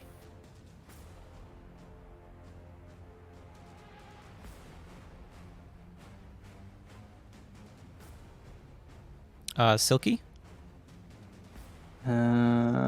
Strength save, you said? Yep.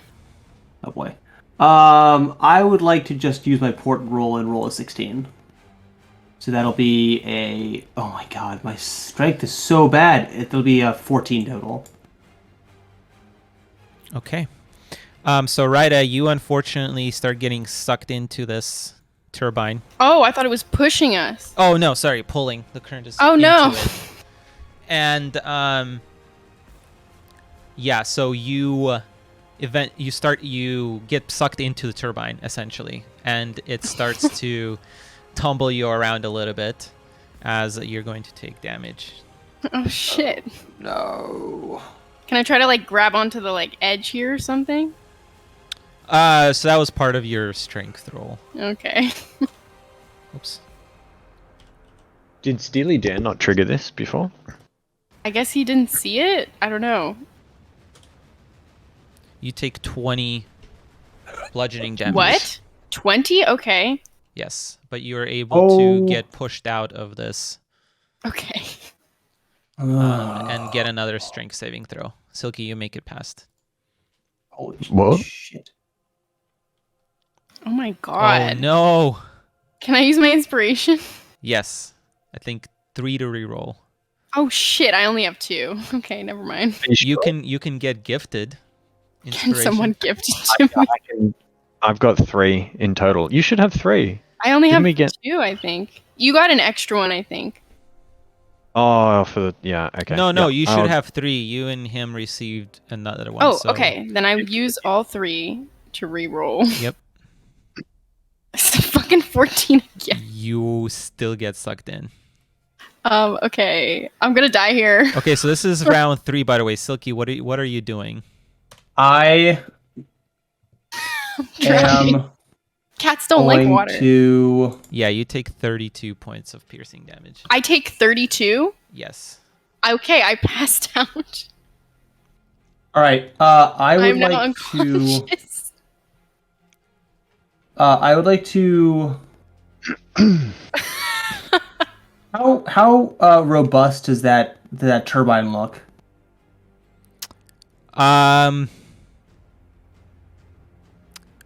I mean, it's like a 10 by 10 turbine that's metallic in nature.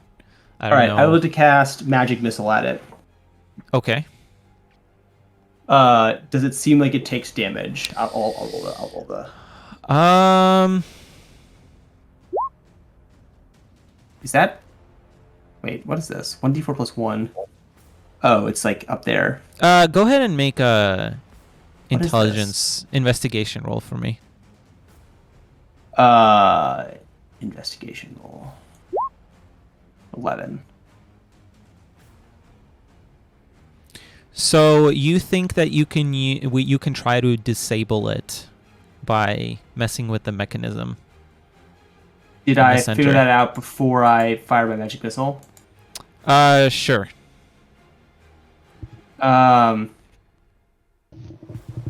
right. Well, then I will let myself be sucked towards it.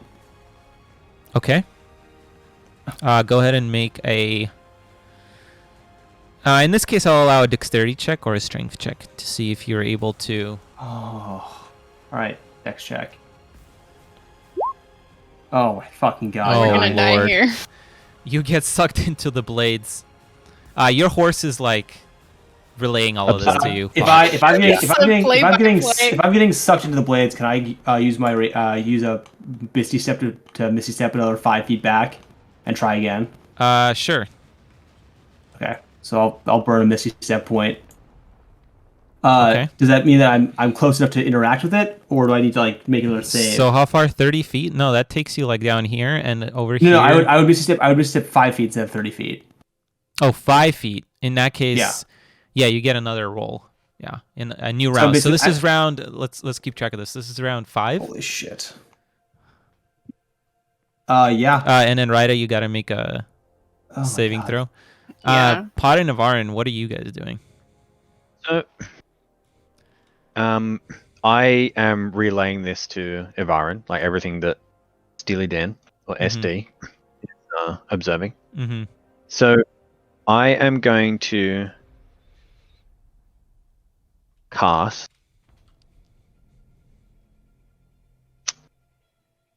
so Steely Dan's just chilling on the bottom here, right? Like looking up. Yep. I am going to cast Bless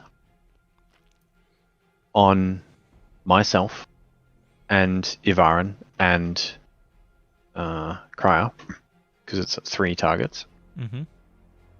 The Warhorse also gets the Bless, because it's everything that I get, it gets. Where is it? The Summon the Steed.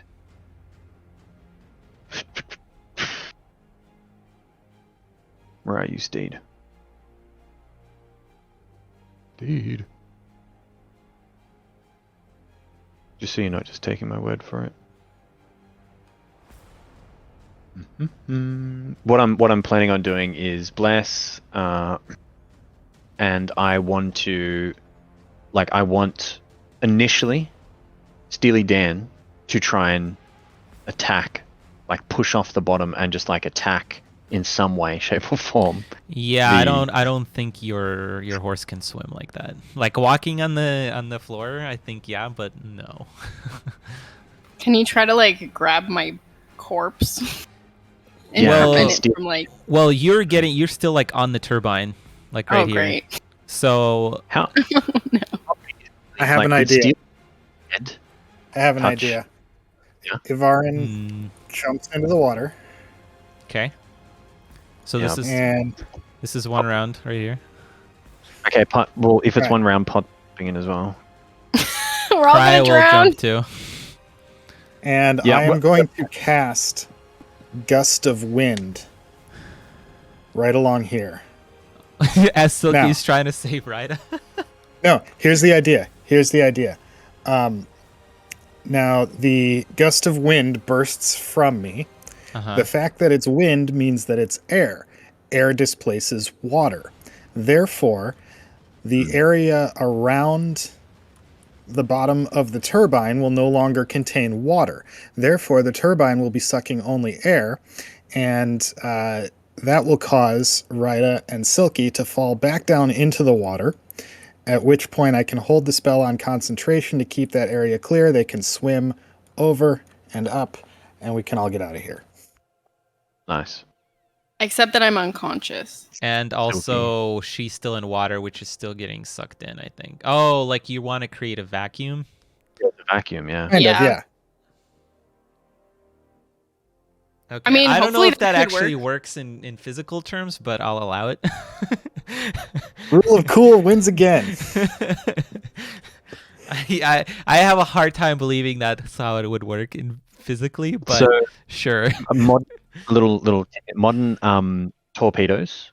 They don't actually they're not designed to impact the ship or the submarine. What they do is they create a vacuum under the. This is public information. They create a vacuum under. It is public information. They create a vacuum under the vessel or around the vessel, which causes structural damage. So the weight of the vessel gets sucked into the vacuum of air and collapses in on itself. It's not actually like an explosion anymore. So it can Yay, happen. physics. Okay. Boom. All right. Well, Miles proved that theory. And it's public. It's on YouTube. But wouldn't Silky Yes. also like fall down in that case? I guess. Yes. Yeah, into the water that's below the vacuum. Okay. All right. So yeah, you guys fall down into the water. But Ryda is unconscious and has to make another death saving throw, and then round 6. Okay. So can we scoot past? I think you would fall too at this point, right? Hold on a True. second. But Horsey's down here too, though, right? Yes. Yeah, Horsey's. I don't know where Horsey is right now. So, okay. Let's see. The water at this point. Oh no, that's 20 feet, isn't I it? can get rid of Horse on your scale. instantaneously. Wait, can Horse fit? Yeah. This So is they'd only be riding the horse. this is only 10 feet, so your horse is like down here below Ryda and Silky, and then Okay. and Yeah, then this 'cause- row here is like Because all you back. you doubled the scale. Right, yeah, it's double the scale here.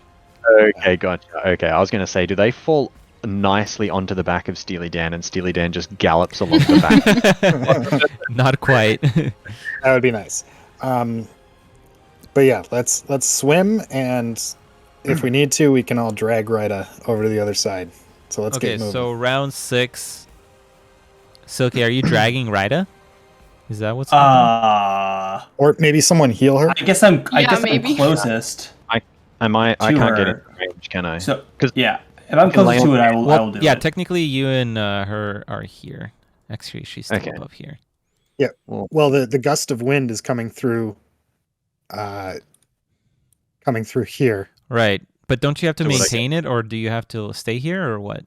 I don't have to stay there, but I do okay. have to maintain the concentration. Okay. Mm, All right, so this is round 6. How it starts at round 6 then.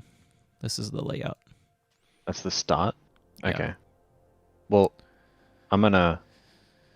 I'm strong.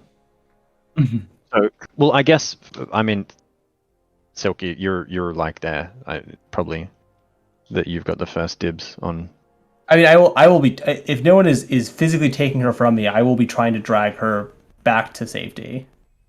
Yeah, I think like Back you to it makes safety or sense forward to safety? to first go though. Like whether yes. you go forward or back, I'm gonna pick Ryder up and Okay, drag her. perfect. So I will drag her to you then. Okay. So Ryder's, I'll just meet you in the middle. Like I'll see that this is happening. So I'm going to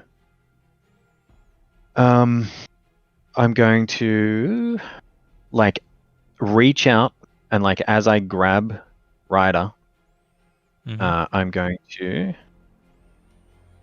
So I'll say in the next round you're gonna make it to her and grab her.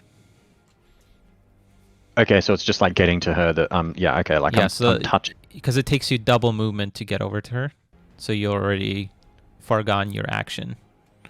So you can't use unless you have a bonus action that you wanted to use. Isn't lay on hands a bonus action? No, it's an action. It is an action. So bonus action. Bonus action. What have I got here? Any goodies?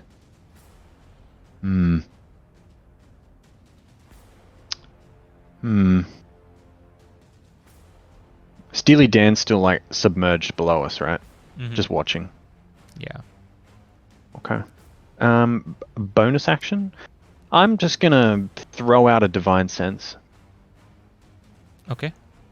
60 feet, celestial fiend or undead. 60 feet. You don't sense anything. Sounded dubious. All right. Silky, what are you doing? I'm gonna group up with the rest of the group and see if I can keep moving through. Okay, well, the most of them are behind you. You're up front. So do you want to just wait for them this round? No, I'm gonna. Well, if they're handling Reyna, then I'm gonna continue moving forward through the tunnel. Cool. So you're able to make it to here. Sure. Avarin? Pot's got her, right? Yeah, you see him grab her in the water in front of you. Like, I know she's unconscious, but she's not gonna drown at least for now. So I think I'm just gonna keep moving towards the other side. So you can make it to here. Just to confirm, are our heads above water now? So we've reset our timer because it's the air, or would that should be? Yeah, that's what I was thinking. Or could we not be above the waterline because? Sorry, guys. I don't know. This is a weird thought experiment because, like, is it creating air or is it just like? I mean, it must be creating air. Well, it could just be pushing the water out. All right, like it could be pushing the water out, in which case it's just vacuum, so there's no air or no nothing in there. So no, it specifically creates a gust of wind. You need air for wind. I guess, yeah. So like you. Plus, like if it was creating like a pure vacuum, like it wouldn't create. Like we would die. But I think if you would go here, like. But the point is, it was just enough of a vacuum to get you to drop down out of danger. Wait, how quick is this wind? I thought into less danger, anyways. How quick is this wind? What do you mean? How quick is it? Like how quick? Like what's the speed of the gust? What is describe the wind force velocity?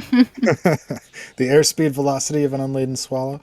Here, well, does normal if you when you're normally casting gust of wind, creatures that are like stuck in it, do they run the risk of suffocation? Because if the answer is no, then I feel like the same should apply here.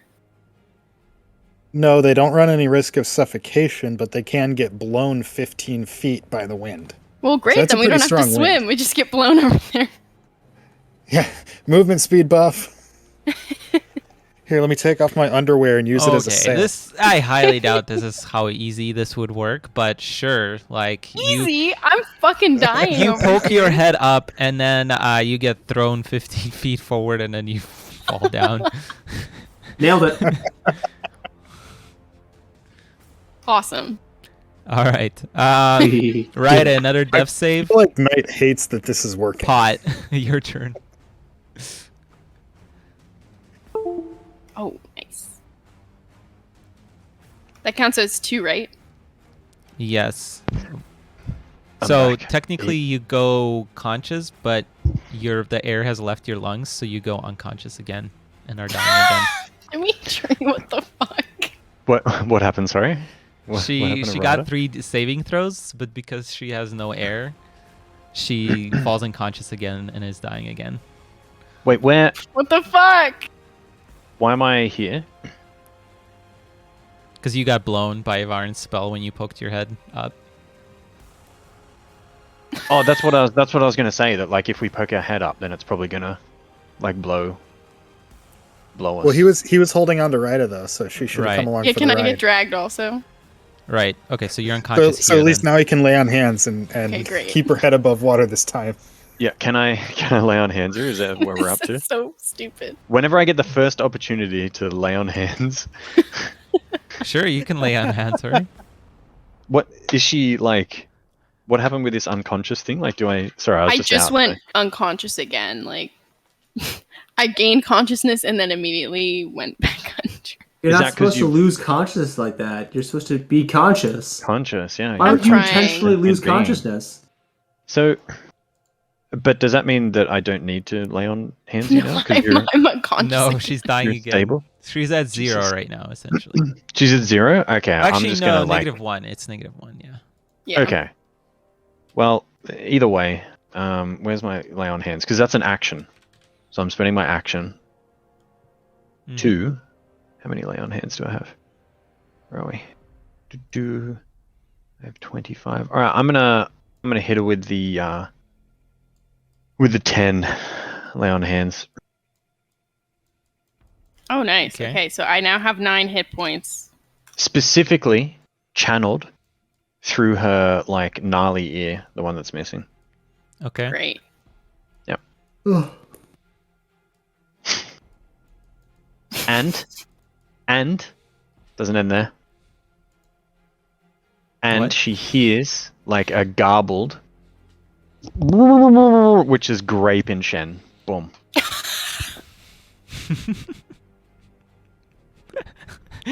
Wow. Great. Okay, so so for this to work, she's gonna have to be above water when you do this. So I'm assuming. Can he just be like holding my face above water so I can like But the not- moment he pokes you up, the wind will start carrying you. So you actually have to even do it just in, like my nose? I feel like the wind can't grab my whole body just from my nose being above the water. I don't know how well that would work given the time. Like you can take the whole round, I guess, doing this, but you'll stay put then in that case. I just want to not be dying. If we can just make that happen. Yeah. So you'll have to stay here, but you're at 9. Okay, that's fine as long as I'm no longer unconscious. All right, Silky. All right, I will once again continue to move up the tunnel. Okay. So at this point you can go up.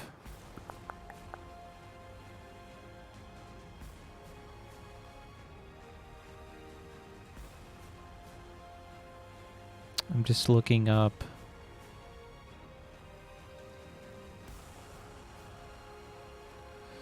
I think when you go through the wall, you would just be pushed here, and then you would be here. Okay. All right, Ivarin, you get up here. Krya gets up here. All right, next round. This is round like 8. It doesn't really matter. All right, so I mean, given this strategy, I think you guys are just able to get back up. Cool. Yeah. And Silky, you emerge first up here.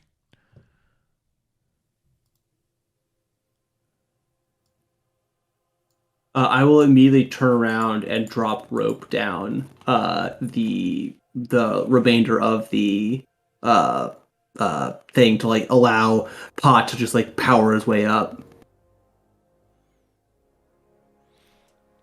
I think the rope would just float on the water, but I will they're tie. able to I will tie. a rock. I will tie my entire backpack to it and just dump the whole thing in and let it sink. Yeah, well, by the time you tie it, they make their way up anyway. Ah, well then I pull my soaking backpack out. It was already soaking, so whatever. Yeah. Exactly. All right. Yeah. Can we just like breathe for a second? Isn't that nice? Yeah.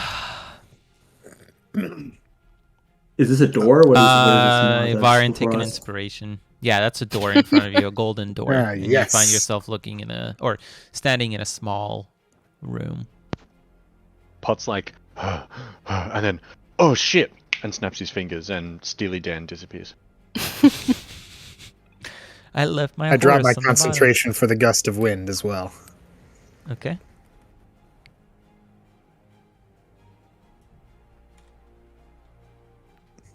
Well, that was not our finest hour. Mm-hmm. I'm gonna step out of the water and sit down. Yeah, how big is this chamber? What is that? 15 by 20? Not huge. Maybe a little small to be lighting a fire in to dry off, huh? How cold is it? Like, are we at risk of frostbite, or can we kind of just wring our clothes out and hopefully we'll be okay?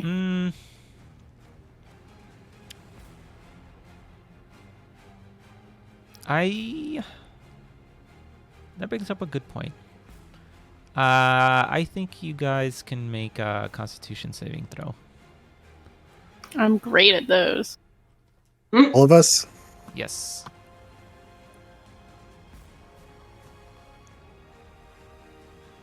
Oh, lucky. Nat 20. Silky.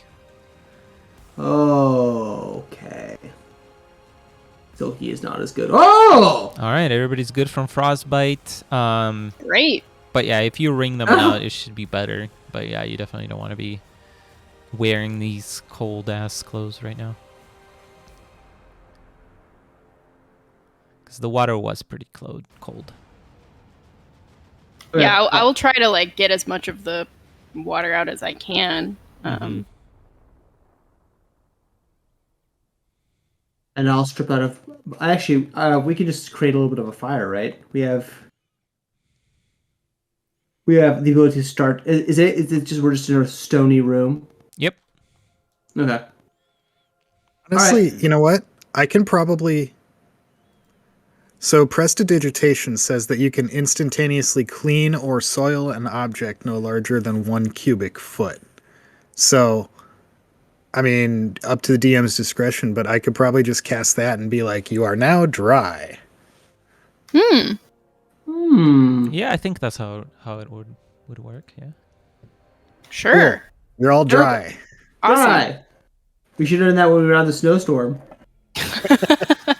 Well, that's different. Like you weren't. You are now warm. I'm not going to cast it on you every 30 seconds, okay? Well, very well. All right. Shall we? Can I go inspect that door and figure out if it's like obviously trapped, because it's obviously trapped? Yeah. Go ahead and make a, what would that be? Investigation check. Oh, I'll investigate the shit out of it. You don't spot any traps on the door. It is a fine golden door with more of the dwarvish patterns, pictures carved into it. And in the center you see, again, the symbol you saw on the stone circle before. All right, can I stand to the side and just be like, all right, ready, y'all? Is there another riddle? No, I think I just don't want to be standing in front of this thing when we open it. Yeah, well, let's Or stack should off we to the side, short rest and let Um, Rita recover some hit points? I was thinking maybe she needs a little, I mean, it's up to her. TLC. Just a little snooze, maybe. Oh. Right. Nope. Yeah, you can spend feel like- 15 minutes in the room and kind of do the health, what is it? Short Hit rest. dice. Rest? Yeah, short rest, yeah. Hit die thing, yeah. Let's do it. I think I'm actually okay. I'll use my arcane recovery and get a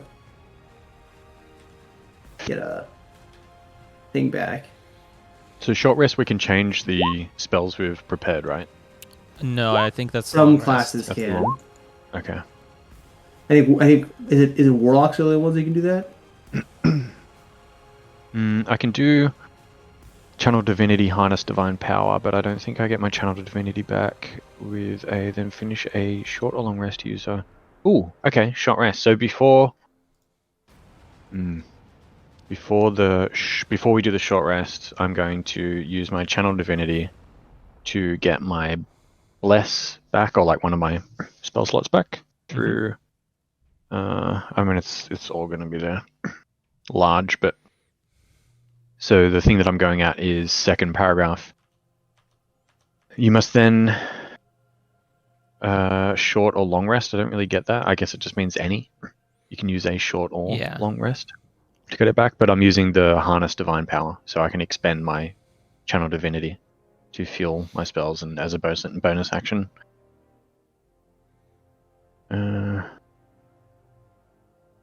Regain 1 expended spell slot. Okay. Yeah. But it can be no higher than half your proficiency bonus rounded up. So what's my proficiency bonus? I think right now then? it should be 2 at level 5, or is it 3 now? Forget. Can I check that on?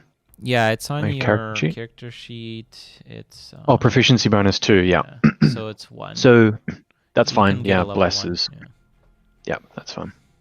Okay. All right. Well, you guys get a short rest, and I think that is a good point to stop for the day. Boom. Cool. All right, guys. Well, that unfortunately we weren't able to get through the rest of this, but I'd rather save it for next session as well. And we're creeping up on our time anyway, so a little shorter, but still got a long session today. Apologies again for one of our members not being here, but we'll try to get that sorted out for next time. We're going to be trying to play, I believe, in April. What is next month? Yeah, April. Yep. So we'll get that sorted out in between the sessions, and make sure you follow the YouTubes and the Twitches, and you should get a notification when we go live, and all the episodes will eventually be uploaded to my YouTube. And go to my Discord for updates on that as well. So thank you very much for watching, guys, and we will see you next time.